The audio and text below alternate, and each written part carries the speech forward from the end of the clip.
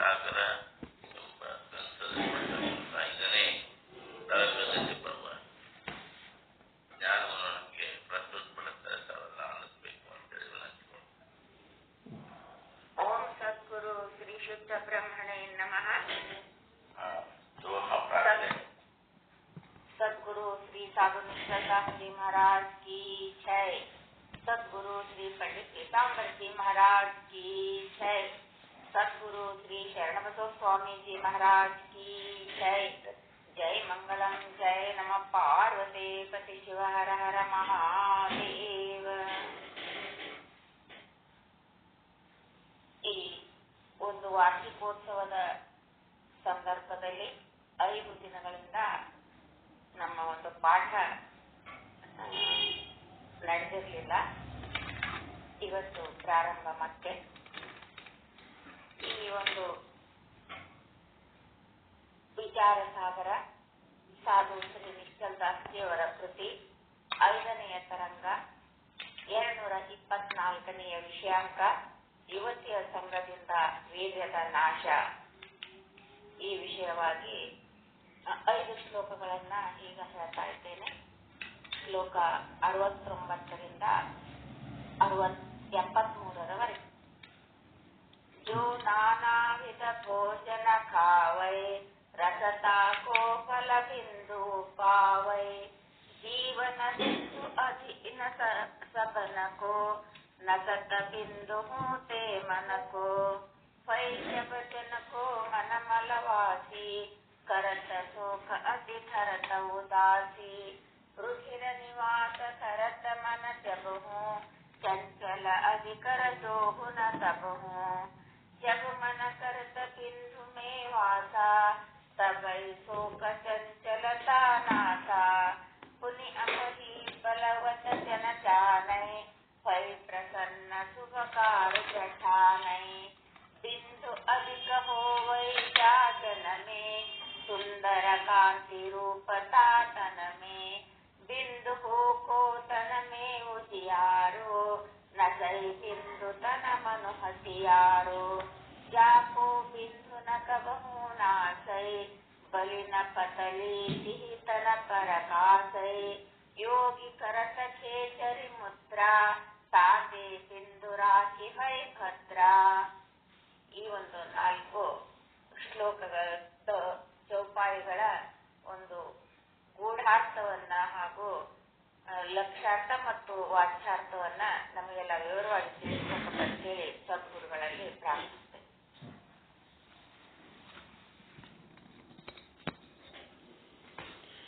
ಓಂ ಸದ್ಗುರು ಶ್ರೀ ಶುದ್ಧ ಬ್ರಹ್ಮಣೇ ನಮಃ. ಸಮಸ್ತ ಶುದ್ಧ ಬ್ರಹ್ಮ ಸ್ವರೂಪರಲ್ಲಿ ಅನಂತ ಅನಂತ ಪ್ರಣಾಮಗಳು. ಶ್ರೀ ವಿಚಾರ ಸಾಗರ ಸಾಧು ನಿಶ್ಚಲ್ ದಾಸ್ಜಿಯವರ ಕೃತಿ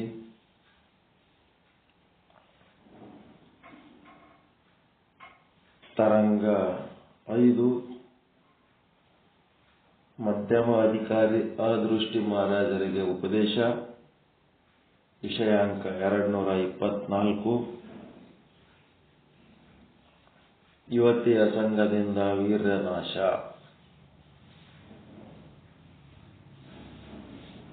ದೋಹಾ 69ರಿಂದ 90. 69, 70 ಅಂದ್ರೆ ಸುಮಾರು 21 ದೋಹಾಗಳನ್ನು ಈ ಒಂದು ವಿಷಯದಲ್ಲಿ ಅಳವಡಿಸಿದ್ದಾರೆ. ಇದು ವೀರ್ಯನಾಶ ಅಂತಂದ್ರೆ, ಯುವತಿಯ ಸಂಘ ಅಂತಂದ್ರೆ ಈ ಲೌಕಿಕ ವಿಚಾರಗಳಲ್ಲಿ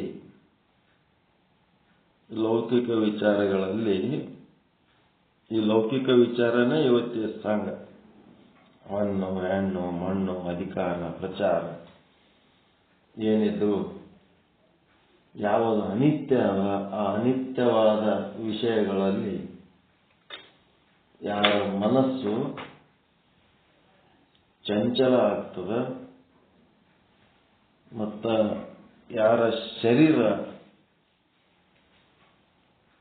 ಅಂತ ಕೆಲಸದಲ್ಲಿ ತೊಡಗಿ ಆಧ್ಯಾತ್ಮ ಸಾಧನೆಯಲ್ಲಿ ಏನಾಗ್ತದ, ಅಲಕ್ಷ್ಯ ಮಾಡ್ತದ.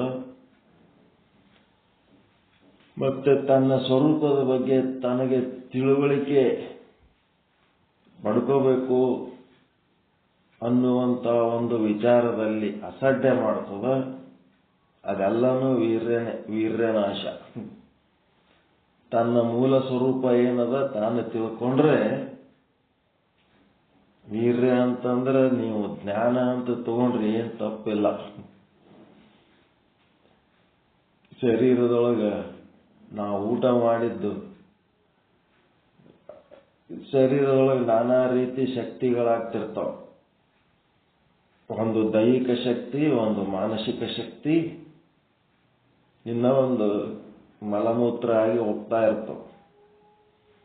ಆ ದೈಹಿಕ ಶಕ್ತಿ, ಮಾನಸಿಕ ಶಕ್ತಿಗಳಲ್ಲದೆ ಈ ಮಲಮೂತ್ರದ ರೂಪದಲ್ಲಿಯೇ ನಮ್ಮ ಕಫ, ಮೂಗಿನೊಳಗಿಂದ ಶ್ಲೇಷ್ಮ, ಕಿವಿ ಒಳಗಿಂದ ಕೂಂಕಣಿ, ಮಲ ಮೂತ್ರ ಏನೇನು ಹೊರಗೆ ಹೋಗ್ತಾವ ಅದೇ ರೀತಿ ಇದು ವೀರ್ಯ ಕೂಡ ಒಂದು ಅಷ್ಟೇ. ಅದು ಏನಾಗಬೇಕು, ಹಾಗೆ ಏನಾಗಬೇಕು, ಅದನ್ನ ಯೋಗ ಪದ್ಧತಿಯೊಳಗೆ ಯೋಗಿಗಳು ಅದಕ್ಕೊಂದು ಮಹತ್ವ ಕೊಟ್ಟು ಅದನ್ನ ಕಳ್ಕೊಂಡ್ರೆ ಅದು ಹಂಗಾಗ್ತದ ಹಿಂಗಾಗ್ತದ. ಅದಕ್ಕೆ ಯಾವುದಕ್ಕೂ ಒಂದು ವೈಜ್ಞಾನಿಕ ಆಧಾರ ಇಲ್ಲ. ಯಾವ ಮೆಡಿಕಲ್ ಸೈನ್ಸ್ ಕೂಡ ಆ ವೀರ್ಯದ ಬಗ್ಗೆ ಹಿಂಗೆ ಅಂತೇಳಿ ಏನು ಹೇಳಿಲ್ಲ. ಅದು ಸಂತಾನೋತ್ಪತ್ತಿಗಾಗಿ ಸಿದ್ಧವಾಗುವ ಒಂದು ದ್ರವ ಅಷ್ಟೇ ಶರೀರದ ಬಗ್ಗೆ. ಉಳಿದದ್ದೇನು ಎಂಥದ್ದೇನಿಲ್ಲ. ಇವರ ತೇಜಸ್ ಆಗ್ತದ, ಓಜಸ್ ಆಗ್ತದ, ಹಾಂಗಾಗ್ತದ, ಹಿಂಗಾಗ್ತದ. ಅದಕ್ಕೆ ನಾವು ವೀರ್ಯ ಅಂತಂದ್ರೆ ಏನ್ ತಗೋಬೇಕು, ಯುವತಿ ಅಂತಂದ್ರೆ ಲೌಕಿಕ ವಿಷಯಗಳು, ವೀರ್ಯ ಅಂತಂದ್ರೆ ಜ್ಞಾನ. ಆ ಲೌಕಿಕ ವಿಷಯಗಳಲ್ಲಿ ಯಾವಾಗ ನಾವು ತಲ್ಲೀನರಾಗಿ ಆ ಬ್ರಹ್ಮ ಸ್ವರೂಪದಿಂದ ನಾವು ದೂರ ಆಗ್ತೀವಿ, ಆವಾಗ ಅದು ವೀರ್ಯ ನಾಶ ಅಂದ್ರೆ ಅಜ್ಞಾನ. ವೀರ್ಯ ನಾಶ ಅಂದ್ರೆ ಅಜ್ಞಾನ.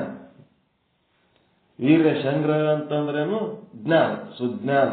ಹಿಂಗೆ ತಿಳ್ಕೊಬೇಕಿಲ್ಲ. ಇವರು ಅದರೊಳಗೆ ಏನೋ ಬರೆದಿರ್ತಾರ, ಇದಕ್ಕೆ ಯಾವುದು ವೈಜ್ಞಾನಿಕ ಆಧಾರಗಳು ಇಲ್ಲ. ಅದಕ್ಕೆ ಇಲ್ಲೇನು ಹೇಳ್ಯಾರ, ಸುಮ್ಮನೆ ಹೇಳಿರ್ತಾರ, ಬರ್ಕೊಂಡು ಹೋಗ್ಬೇಕು, ನೋಡ್ಕೊಂಡು ಹೋಗ್ಬೇಕಷ್ಟೇ. ಜೋ ನಾನಾ ವಿಧ ಭೋಜನ ಕಾವೈ ರಸತಾಕೋ ಫಲ ಬಿಂದು ಉಪಾವೈ. ನಾನಾ ವಿಧವಾದ ಅನೇಕ ಪ್ರಕಾರದ ಭೋಜನ ಪದಾರ್ಥಗಳನ್ನು ಯಾರು ಸೇವನೆ ಮಾಡುವರೋ ಅವರಲ್ಲಿ ಅದರ ರಸವೇ ವೀರ್ಯ ರೂಪವಾದ ಫಲವಾಗಿ ಬಿಂದುವಾಗಿ ಪರಿವರ್ತನೆ ಆಗುತ್ತದೆ. ಇದಂತೂ ಎಲ್ಲರಿಗೂ ಗೊತ್ತಿದ್ದದ್ದೇ. ಆದ ಈ ರಸ ಬಿಂದುಗಳು ಏನದವಪ್ಪ ಅಂತಂದ್ರೆ, ನಮ್ಮ ಶರೀರ ಏನು ಭೋಗಿಸಬೇಕು ಅಂತೇಳಿ ಪದಾರ್ಥಗಳು ಅದನ್ನು ತಿಳ್ಕೋಬೇಕು. ಈ ಪದಾರ್ಥಗಳು ಹೆಂಗ ನಮಗೆ ಬರ್ತಾವ, ನಮಗೆ ಹೆಂಗ ಈ ಪದಾರ್ಥಗಳು ಬರ್ತಾವ, ಸಿಗ್ತಾವ, ಇದನ್ನ ನಾವು ಹೆಂಗ ಸೆಲೆಕ್ಟ್ ಮಾಡಿ ತರ್ತೀವಿ ಅನ್ನೋದು ತಿಳ್ಕೋಬೇಕು ನೀವು. ಗಂಗಾ ನದಿ ಒಳಗೆ ಎಲ್ಲರೂ ಸ್ನಾನ ಮಾಡ್ತಾರ. ಗಂಗಾ ನದಿ ಕೇಳಿದ್ನ ತೊಂಬ ಪುಣ್ಯಾತ್ಮ ಸಂತ ಹೋಗಿ ಎಲ್ಲರೂ ಜಳಕ ಮಾಡಿ ನಿನ್ನೊಳಗೆ ಕರ್ಮ ಬಿಟ್ಟು ಹೋಗ್ತಾರಲ್ಲ, ಎಲ್ಲ ಕರ್ಮ ನಿನ್ನ ಬಳಿ ತೊಳ್ಕೊಂಡು ಹೋಗ್ತಾರಲ್ಲ, ಅವ್ರೆಲ್ಲರ ಕರ್ಮ ಸಂಗ್ರಹ ಮಾಡಿಕೊಂಡು ನೀನೇನು ಮಾಡ್ತಿ, ಲೌಕಿಕ ಜೀವಿಗಳ ನಾನಾ ರೀತಿ ಕರ್ಮಗಳ ಸಂಗ್ರಹ ಮಾಡ್ಕೊಂಡು ಕರ್ಮ ತಗೊಂಡು ನೀ ಏನ್ ಮಾಡ್ತಿ, ಅವ್ರ ಕರ್ಮ ತಗೊಂಡು ನೀ ಏನ್ ಮಾಡ್ತಿ ಅಂತ. ಅಕ್ಕಿ ಗಂಗಮ್ಮ ಹೇಳಂತ, ಅವ್ರ ಕರ್ಮ ತಗೊಂಡು ನಾನೇನು ಮಾಡ್ಲೋ ಮಾರಾಯ, ನಾನೇನು ಮಾಡಲ್ಲ, ಸಮುದ್ರಕ್ಕೆ ಹರಿಸಿ ಬಿಡ್ತೀನಿ ಅಂದ. ಎಲ್ಲಾ ಕರ್ಮ ಹೋಗಿ ಸಮುದ್ರದಾಗ ಹರಿತಾವ. ಮುಂದ್ ಸಮುದ್ರಕ್ಕೆ ಹೋಗಿ ಕೇಳಿದ್ನಂತ, ಎಲ್ಲರದು ಕರ್ಮ 24 ತಾಸಿ ನದಿಗಳ ತಂದು ಈ ಸಮುದ್ರದಾಗ ಹರಿಸ್ತಾವಲ್ಲ, ಮತ್ತೆ ಸಮುದ್ರದೊಳಗೆ ಓಸೂ ಜೀವಿಗಳ ಕರ್ಮ ಸಂಗ್ರಹ ಮಾಡ್ಕೊಂಡು ನೀನೇನು ಮಾಡ್ತಿ ನಾನೇನ್ ಮಾಡ್ಲಿ ಆ ಕರ್ಮಗಳು ತಗೊಂಡು ನಾನ್ಯಾಕೆ ಇಟ್ಕೊಳಕ್ ಹೋಗ್ಲಿ ಅವ್ರ ಕರ್ಮಗಳು ಮೋಡ ಮಾಡಿ ಆಕಾಶಕ್ಕೆ ಕಳಿಸಿಬಿಡ್ತೀನಿ. ಮೋಡದ ರೂಪದಲ್ಲಿ ಆಕಾಶಕ್ಕೆ ಹೋಗ್ಬಿಡ್ತಾವೆ ಎಲ್ಲಾ ಜೀವಿಗಳ ಕರ್ಮಗಳು. ಮತ್ತ ಆಕಾಶಕ್ಕೆ ಹೋದ್ಮೇಲೆ ಅಲ್ಲೇನಾಯ್ತು, ವರುಣದೇವ ಜಲದೇವತೆ, ಅವ ವರುಣ, ಅವನಿಕ್ಕೆ ಮೋಡ ಆಕಾಶದಲ್ಲಿ ಏನಪ್ಪ ಎಲ್ಲಾರ್ದು ಪಾಪ ತಗೊಂಡು ನೀ ಆಕಾಶದಾಗ ಈ ಕಡೆಯಿಂದ ಆ ಕಡೆ ಆ ಕಡೆಯಿಂದ ಈ ಕಡೆ ಹರಿದಾಡ್ತಲ್ಲ, ನೀನೇನ್ ಮಾಡ್ತೀವಿ ಇವ್ರ ಕರ್ಮಗಳು ಹೊತ್ಕೊಂಡು ಆಕಾಶದಾಗ ತಿರುಗಾಡ್ತಲ್ಲ, ನೀನು ಏನಿದು ಅಂತಂದ್ರೆ ಅವನೇನಂದ, ನಾನೇನ್ ಮಾಡ್ಲಿ ಮಾರಾಯ, ಯಾರ ಕರ್ಮ ತಗೊಂಡು ನಾನೇನ್ ಮಾಡ್ಲಿ, ಯಾರ ಕರ್ಮನು ನಾನು ಇಟ್ಕೊಳಕ್ ಹೋಗಂಗಿಲ್ಲ. ಮಳೆ ಮಾಡಿ ಮಳೆ ನೀರಿನ ರೂಪದಲ್ಲಿ ಮತ್ತ ಒಳ್ಳೆ ಭೂಮಿಗೆ ಸುರಿತೀನಿ ಅಂತ ಭೂತಾಯಿ ಕೇಳಿದ್ನಂತ ಸಂತ, ಯಾರಿಗೆ ಬಿಡ್ಲೇ ಇಲ್ಲ ಅಂತ. ಏನಂತ, ನೀನು ಎಲ್ಲಾರ್ದು ಕರ್ಮಗಳು ತಗೊಂಡು ನೀನೇನು ಮಾಡ್ತಿ ಭೂತಾಯಿ, ಎಲ್ಲಾರ್ದು ಕರ್ಮ ಮಳೆ ರೂಪದಾಗ ನಿನ್ ಮೇಲೆ ಸುರಿತದ, ನೀನೇನ್ ಮಾಡ್ತಿ? ಯಾರ ಕರ್ಮ ತಗೊಂಡು ನಾನೇನು ಮಾಡ್ಲಿ, ದವಸ ಧಾನ್ಯ ಹಣ್ಣು ಹಂಪಲುಗಳ ರೂಪದಲ್ಲಿ ಅವುಗಳನ್ನ ಉತ್ಪನ್ನ ಮಾಡಿ ಮಾರ್ಕೆಟಿಗೆ ಕಳಿಸ್ಬಿಡ್ತೇನೆ. ಎಲ್ಲ ಮಾರ್ಕೆಟಿಗೆ ಹೋಗ್ತವ ನಾ ಮಾಡಿದ್ದೆಲ್ಲ ಕರ್ಮಗಳಂತ. ಈ ಕಾಯಿಪಲ್ಯ ಕಿರಾಣಿ ಅವು ಏನೇನು ಅದಾವಲ್ಲ, ಬಟ್ಟಿ ಅವೆಲ್ಲ ಓಸು ಬೇರೆ ಏನೂ ಅಲ್ಲ, ಎಲ್ಲ ಜೀವಿಗಳು ಮಾಡಿದ ಕರ್ಮದ ಫಲಗಳು ಬಜಾರ್ದಾಗಿರೋವೆಲ್ಲ. ಹೆಂಗ್ ನಮಗ್ ಬೇಕು ಅಂತೇಳಿ ಹೆಂಗ್ ಹುಡುಕ್ತಿರ್ತೀರಿ, ನನ್ನ ಬಟ್ಟೆ ಯಾವುದು, ನನ್ನ ಹೆಣತಿ ಯಾವುದು, ನನ್ನ ಮಕ್ಕಳು ಯಾವುದು, ನನ್ನ ಮಗ ಯಾವುದು, ಅದೇ ಯಾವುದು, ಇದು ಯಾವುದು, ಆ ಕಿರಾಣಿ ಯಾವುದು, ಏನ್ ತಿರ್ಲಿ ಏನ್ ಬಿಡ್ಲಿ ಎಲ್ಲ ಕೆದರ್ತಿರ್ತಿರ್ಲಿ. ಯಾಕೆ ಹುಡುಕ್ತಿರ್ತೀರಿ ಬಜಾರ್ದಾಗ ಅಂದ್ರೆ ನಿಮ್ ಕರ್ಮ ಫಲ ಯಾವುದು ಅಂತ ಹುಡುಕ್ಲಕ್ಕ. 25 ಮಂದಿ ಟಮಾಟ ಮಾರ್ತಿರ್ತಾರ, ನಿಮ್ ಕರ್ಮಫಲ ಅದ ಯಾವ ಅಂಗಡಿಯಾಗ ಅದ, ಯಾರು ಬರ್ಲಕತ್ತಾರ ಅದೇ ನೀವು ತಗೋತೀರಿ. 25 ಮಂದಿ ಕಿರಾಣಿ ಅಂಗಡಿಯಾಗ ಸಹಿತ ಎಲ್ಲರ ಅಂಗಡಿಯಾಗ ಅದೇ ಗೋಧಿ ಅದೇ ಅಕ್ಕಿ ಅದೇ ಬೇಳೆನೇ ಮಾರ್ತಿರ್ತಾರೆ. ಆದ್ರೆ ನಿಮ್ಮ ಫಲ ಯಾವ್ದದ ಅದೇ ಹೋಗಿ ನೀವು ತಗೊಂಡು ಬರ್ತೀರಿ.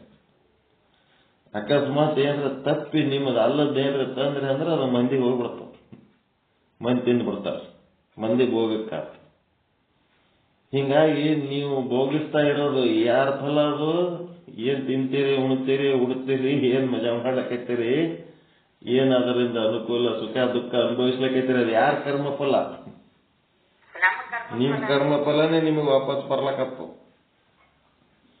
ಅದರಂಗ ಇಲ್ಲೇನಾಗ್ತದ, ನಾವು ಏನು ಪಾಪ ಮಾಡಿವಿ ಅವೇ ನಮಗೆ ಹೊಳ್ಳಿ ಬರ್ತಿರ್ತಾವ. ಅದರಂಗ ನಾವು ಮಾಡಿದ ಕರ್ಮ ಫಲನೇ ಆಹಾರ ರೂಪದಲ್ಲಿ ನಮಗೆ ಬಂದು ಅದು ವೀರ್ಯ ರೂಪದಲ್ಲಿ ತಯಾರಾಗ್ತದೆ. ವೀರ್ಯ ಅಂದ್ರೆ ಮತ್ತೇನಲ್ಲ, ಅನ್ನ, ಮತ್ತೇನಿಲ್ಲ, ಅನ್ನಮಯ ಶರೀರದ ಒಂದು ಉತ್ಪನ್ನ. ಮತ್ತ ನೀವು ಹಣದ ಮಕ್ಕಳು ಅವು ಏನು, ಅವು ಅನ್ನಮಯ ಶರೀರದ ಉತ್ಪನ್ನಗಳೇ. ಅವು ಅನ್ನನೇ, ಶರೀರ ಅಂದ್ರೆ ಅನ್ನ, ಅನ್ನ ಅಂದ್ರೆ ಶರೀರ, ಅನ್ನದ ಇನ್ನೊಂದು ರೂಪ ಅಷ್ಟೇ.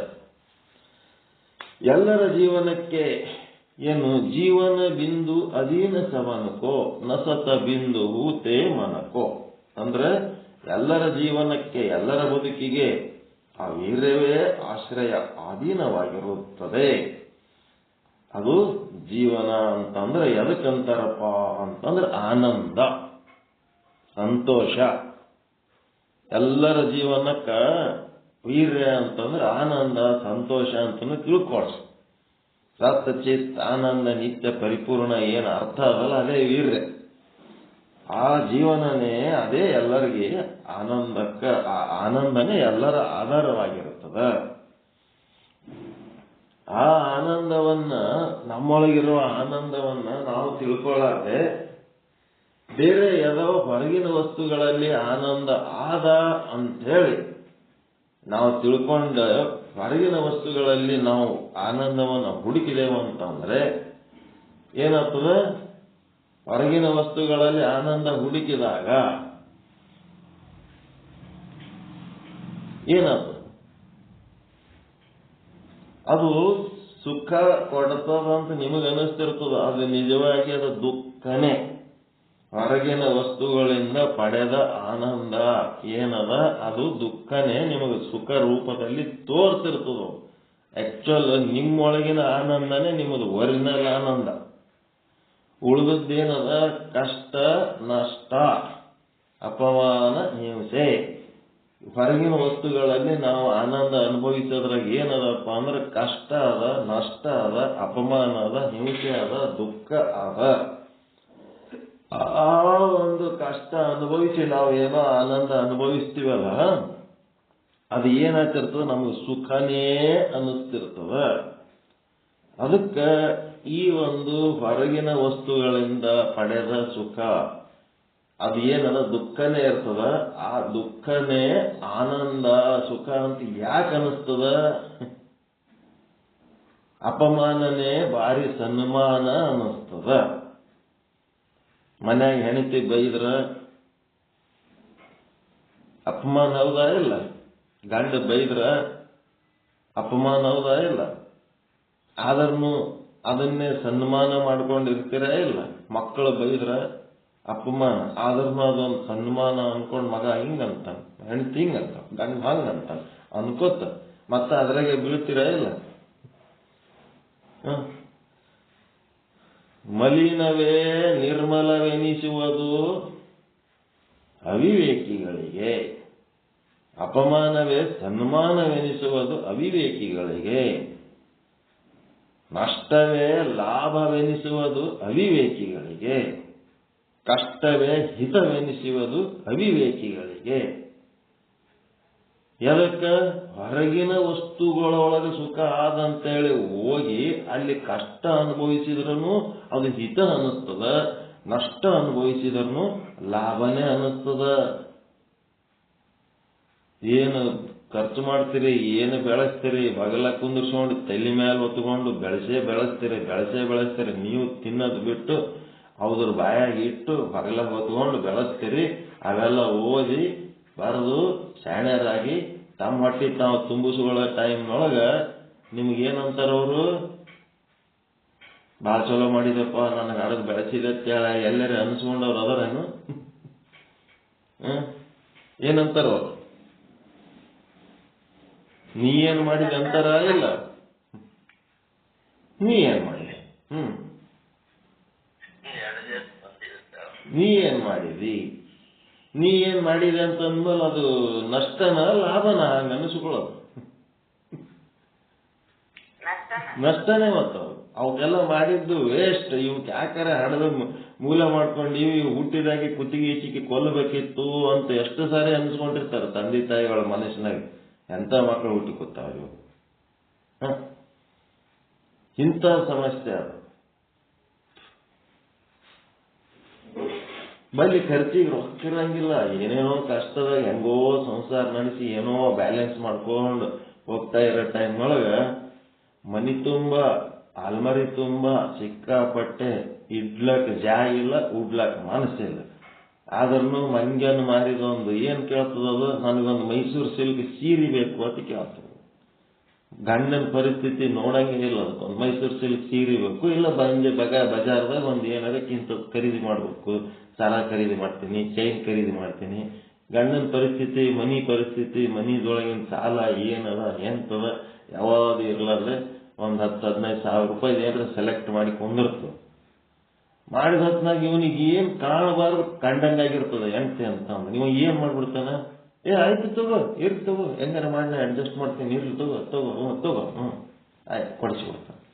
ಅದೇನದು ಎಷ್ಟೊತ್ತು ಉಟ್ಕೊಂಡಿರ್ತದ? ಚಂತನ ನೈಟಿ ಹಾಕೊಂಡು ಓಡಾಡ್ತದೆ. ಇಲ್ಲ ಅಂದ್ರೆ ಒಂದು ಕೌಂಟ್ ಚೂಡಿದಾರ ಹಾಕೊಂಡು ಓಡಾಡ್ತಿರ್ತದೆ. ಯಾವಾಗೋ ಒಂದು ಅರ್ಧ ತಾಸು ಎಲ್ಲೋ ಒಂದು ಫಂಕ್ಷನಿಗೆ ಹೋಗಿ ಊಟಗಳಕ್ಕೆ ಬೇಕಾದಷ್ಟು ಗ್ರ್ಯಾಂಡ್ ಬಟ್ಟೆಗಳು ಇದ್ರು ಇನ್ನ ಒಂದಕ್ಕಿಂತದ್ದು ಖರೀದಿ ಮಾಡ್ತೀನಿ. ಏನು ಹಂಗೆ ತರೋದು, ದೀಪಾವಳಿ ತರೋದು, ದಸರಿ ತರೋದು, ಮತ್ತೆ ಅದಕ್ಕೆ ತರೋದು, ಇದಕ್ಕೆ ತರೋದು, ಉಗಾದಿ ತರೋದೆ. ಅಲ್ಲಿ ಬಜಾರ್ದಾಗ ಇವ್ರಿಗೆ ಹುಚ್ಚಿರೋದು ಗೊತ್ತಾಗಿ ಅವ್ರು ಹಂಗೆ ಖರೀದಿ ಮಾಡ್ತಾರೆ, ತರಿಸ್ತಾ ಇರ್ತಾರೆ. ಇವ್ರು ಹಂಗೆ ಮನೆಯಾಗ ತಂದು ತಿಪ್ಪಿ ತುಂಬುತ್ತಿರ್ತಾರೆ. ಹುಚ್ಚುಚ್ಚು ಖರ್ಚು ಮಾಡಿ ಮನ್ಯಾಗ ಸಂಗ್ರಹ ಮಾಡ್ಕೊಂಡದ್ದು ಅದೇನು ಓದ್ಲಕ್ ಬರ್ತದ, ಬರಿಲಕ್ ಬರ್ತದ, ಅದರಿಂದ ಏನು ಮೋಕ್ಷ ಆಗ್ತದ? ಅದೇನು ಇನ್ನೊಬ್ಬರಿಗೆ ಕೊಟ್ಟರೆ ತಗೊಳಕ್ ಬರ್ತದ? ಇವ್ರು ಉಟ್ಕೊಂಡ್ಮೇಲೆ ಏನೇನೂ ಇಲ್ಲ. ಸುಮ್ಮನೆ ತಿಪ್ಪಿ ತುಂಬಿಸಿದ್ದು. ಈಗ ಹಂಗೆಲ್ಲ ಮಾಡಿ ಅದು ಸಂಗ್ರಹ ಮಾಡಿದ್ದದು ಲಾಭನ ನಷ್ಟನ? ಮನೆಯಾಗೆಲ್ಲ ತಿಪ್ಪಿ ತುಂಬಿಸ್ಕೊಂಡ್ರದು. ಮತ್ತೆ ತಿಪ್ಪಿನೇ ಇನ್ನ ತಿಪ್ಪಿ ತುಂಬಿಸ್ಬೇಕನ್ನೋದು ಎಷ್ಟು ವಯಸ್ಸಾದ್ರೂ ಅದು ಬುದ್ಧಿ ಹೋಗಂಗಿಲ್ಲ. ಎಂತ ದರಿದ್ರ ಸ್ವಭಾವ ಅದು. ನಷ್ಟ, ಆ ನಷ್ಟ ಆಕಿ ಬಾಯಿ ತೆಗೆದು ಕೇಳಿದ ಕೂಡ್ಲೇನೆ ಇವನಿಗೆ ಭಾರಿ ಖುಷಿ, ಕೊಡಿಸಿಬಿಡ್ಬೇಕಂತೇಳಿ. ನಷ್ಟನೇ ಲಾಭವೆಂಬರು ಅವಿವೇಕಿಗಳು. ಒಂದಿಟ್ಟು ಕಡಿವಾಣ ಹಾಕ್ಲಕ್ಕ ತಯಾರೇ ಇಲ್ಲ. ಏನು ಕೇಳ್ತಾರ ಕೊಡಿಸ್ಬೇಕು, ಏನು ಬೇಡ್ತಾರ ಕೊಡಿಸ್ಬೇಕು. ಈಗ ತಯಾರಾಗ್ಬಿಟ್ಟ ನೀವು ಗಂಡ ತಂದೆ ಅಂತಂದ, ಅದಕ್ಕೇನು ಅವಿವೇಕಿ ತಂದೆ ಅಂತ ಅಷ್ಟೇ. ಏನು ಕೊಡಿಸ್ಬೇಕು ಅದು ಕೊಡಿಸ್ಬೇಕು, ಏನು ಬೇಡ್ಬೇಕು ಅದು ಬೇಡ್ಬೇಕು. ಏನು ಬೇಡ್ಬೇಕು ಅನ್ನೋದು ಅವ್ರಿಗೆ ಗೊತ್ತಿಲ್ಲ ಅಂತ ಅಂದ್ಮೇಲೆ ಅವ್ರು ಅವಿವೇಕಿ ಹೇಳ್ತಾರೆ. ಅವಿವೇಕಿಗಳ ಸಂಗಟ ಏನು ಬೇಡಿದ್ದೆಲ್ಲ ಕೊಡಿಸ್ಬೇಕಾದ್ರೆ ಮನಿ ಹಂಗ ಉದ್ದಾರ. ಹಿಂಗಾಗಿ ಇಲ್ಲಿ ವಿವೇಕ ಅನ್ನೋದೇ ವೀರ್ಯ, ಅವಿವೇಕ ಅನ್ನೋದೇ ವೀರ್ಯ ನಾಶ. ವೀರ್ಯ ಅಂತಂದ್ರೆ ಬರೀ ಅದೊಂದು ಶರೀರದ ರಸ ಒಂದೇ ಅಲ್ಲ, ಇಲ್ಲಿ ಬಹಳ ಅರ್ಥ ಅದ. ಯಾರು ವೀರ್ಯವನ್ನ ಸಂಗ್ರಹ ಮಾಡಿಕೊಂಡಿರುತ್ತಾರೋ, ವಿವೇಕಿಗಳಾಗಿರುತ್ತಾರೋ, ಅವರ ಮನದ ಶೋಕವು ನಾಶವಾಗುತ್ತದೆ. ಇದು ಜ್ಞಾನಕ್ಕೆ ಸಂಬಂಧಪಟ್ಟದ್ದು ಶೋಕ. ಜ್ಞಾನಿಗಳ ಯಾರಿರ್ತಾರೋ ಅವ್ರ ಮನಸ್ಸಿನೊಳಗೆ ದುಃಖ ನಾಶ ಆಗಿರ್ತದೆ, ಸರ್ವ ದುಃಖ ನಿವೃತ್ತಿ ಆಗಿರ್ತದೆ. ಯಾರು ವೀರ್ಯವನ್ನ ಪತನ ಮಾಡಿಕೊಳ್ಳುತ್ತಾರೋ ಅಂದ್ರೆ ಆಸೆ ಬೆನ್ನತ್ತಿ ಹೋಗ್ತಾರೋ, ಅವರ ಮನಸ್ಸು ಶೋಕದಲ್ಲಿ ಮುಳುಗುತ್ತದೆ. ಆಸೆ ಬೆನ್ನತ್ತಿವಾದ್ರೆ ಏನಾಗ್ತದೆ? ಚಿನ್ನದ ಜಿಂಕೆ ಬೆನ್ನತ್ತಿ ಹೋಗಿ ಸೀತೆಯ ಮಾತು ಕೇಳಿ ಶ್ರೀರಾಮಚಂದ್ರ ಎದ್ದೋತದ್ದು ಆಯ್ತ ಅಂತ ಸರ್, ಎಂದೂ ಸುದ್ದ ಆಗಲಿಲ್ಲ. ಅದಕ್ಕೆ ಅವರ ಮನಸ್ಸು ಶೋಕದಲ್ಲಿ ಮುಳುಗುತ್ತದೆ. ಕಾರಣ ಅದಕ್ಕೆ ಏನಂದ್ರೆ ವಾಸದ ಮನೆ ಇಲ್ಲದಂತಾಗುತ್ತದೆ. ಅದಕ್ಕ ನೆಮ್ಮದಿ, ಶಾಂತಿ, ಜ್ಞಾನ, ವಿವೇಕ ಅಂತೇನು ಆಗಲ್ಲ, ಅದು ಇರೋದಕ್ಕೆ ಜಾಗ ಇಲ್ದಂಗೆ ಆಗಿಬಿಡ್ತದೆ. ನಿಮ್ಮ ಶರೀರ ಏನಾಗಬೇಕು? ಶಾಂತಿ, ನೆಮ್ಮದಿ, ಆನಂದ,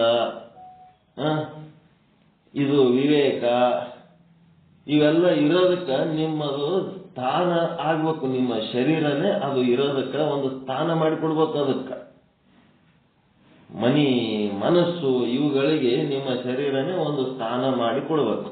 ಅದಕ್ಕೆ ಮಾನ ಇದ್ರೆ ನೀವು ಸ್ಥಾನ ಮಾಡಿ ಕೊಡ್ತೀರಿ. ಅದ್ರ ಬಗ್ಗೆ ಮಾನನೇ ಇಲ್ಲ ಅಂತಂದ್ರೆ ಸ್ಥಾನ ಎಲ್ಲಿದು ಮಾಡ್ತೀರಿ? ಅದಕ್ಕೆ ಅವು ಇರ್ಲಕ್ಕ ಜಾಗ ಇಲ್ದಂಗೆ ಆಗಿಬಿಡುತ್ತದ ನಮ್ಮ ಶರೀರ. ಆಸೆಯ ಬೆನ್ನತ್ತಿ ಹೋಗಿ ಲೌಕಿಕ ಭೋಗಗಳಲ್ಲಿ ಯಾವಾಗರೆ ಲೌಕಿಕ ಭೋಗ ತಗೊಳ್ರಿ, ಶಬ್ದ, ಸ್ಪರ್ಶ, ರೂಪ, ರಸ, ಗಂಧ ಏನಾರೇ ತಗೊಳ್ರಿ.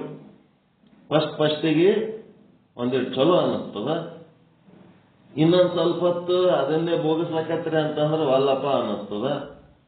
ಇನ್ನೊಂದು ಸ್ವಲ್ಪ ಹೊತ್ತು ಬಿಟ್ರಿ ಅಂತಂದ್ರೆ ಅದು ಹೇಸಿಗೆ ಅನ್ನಿಸ್ತದ. ಇನ್ನೊಂದು ಸ್ವಲ್ಪ ಹೊತ್ತು ಬಿಟ್ರಿ ಅಂತಂದ್ರೆ ಅದೇ ಭೋಗ ಎದುರು ಬತ್ತಂದ್ರೆ ಎರಡು ಕಪಾಳಿಗೆ ಬಿಗಿಬೇಕು ಅನ್ನಿಸ್ತದ. ಮತ್ತೊಂದು ತಾಸು ಬಿಟ್ಟು ಮತ್ತೆ ತಯಾರಾಗ್ತದ, ಅಲ್ಲ ಅನ್ಸಿದೆ ಮತ್ತೆ ಬೇಕನ್ನಿಸ್ತದ. ಎದಕ್ಕೆ ಹಿಂಗಾಗ್ತದ?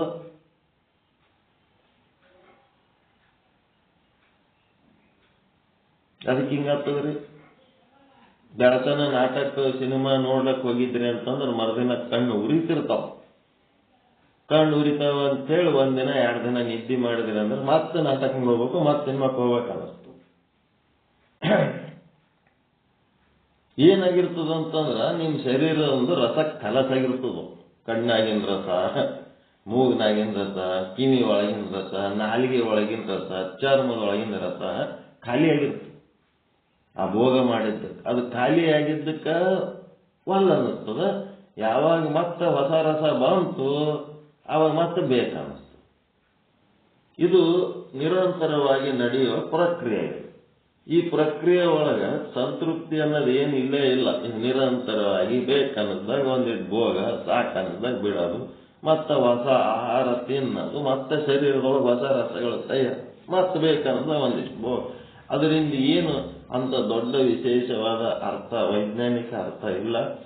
ಅದು ನಿರಂತರವಾದ ಬದುಕು. ಸನ್ಯಾಸಿಗಳ ಬದುಕಿನೊಳಗೆ ಅದೇನೋ ವ್ಯತ್ಯಾಸ ಮಾಡ್ಕೋತಾರಂತವ್ರು. ಆ ಒಂದು ಬೀರ್ಯದ ಬಿಂದು ಹೊರಗೆ ಬಂದರೂ ಸಹಿತ ಅದನ್ನು ಲಂಗೋಟಿ ತಗೊಂಡು ನೆಕ್ಕೋತಾರಂತ. ಅದು ಸ್ವಾಮಿ ವಿವೇಕಾನಂದರ ಕಥೆಗಳದಾಗೂ ಬರೀತಾರ ಆ ರೀತಿ. ಒಟ್ಟ ವೀರ್ಯ ನಾಶ ಆಗಬಾರ್ದು, ಒಟ್ಟ ಅದು ಹೊರಗೆ ಹೋಗಬಾರ್ದು, ಹಂಗ ಹಿಂಗ ಅಂತೇಳಿ. ಅದರದ್ದೇನು ಲಾಭ ಅವರಿಗೆ ಗೊತ್ತು. ಅದು ನಮಗೆ ಸಂಬಂಧ ಇಲ್ಲದ ವಿಷಯ. ಈಗಂತೂ ಎಲ್ಲ ಡೂಪ್ಲಿಕೇಟ್ ಸ್ವಾಮಿಗಳು ಕಾವಿ ಹಾಕೊಂಡು ಎಲ್ಲ ಭೋಗ ಎಲ್ಲ ಏನು ಕಾಲ್ ಬರ್ಲಕ್ಕ.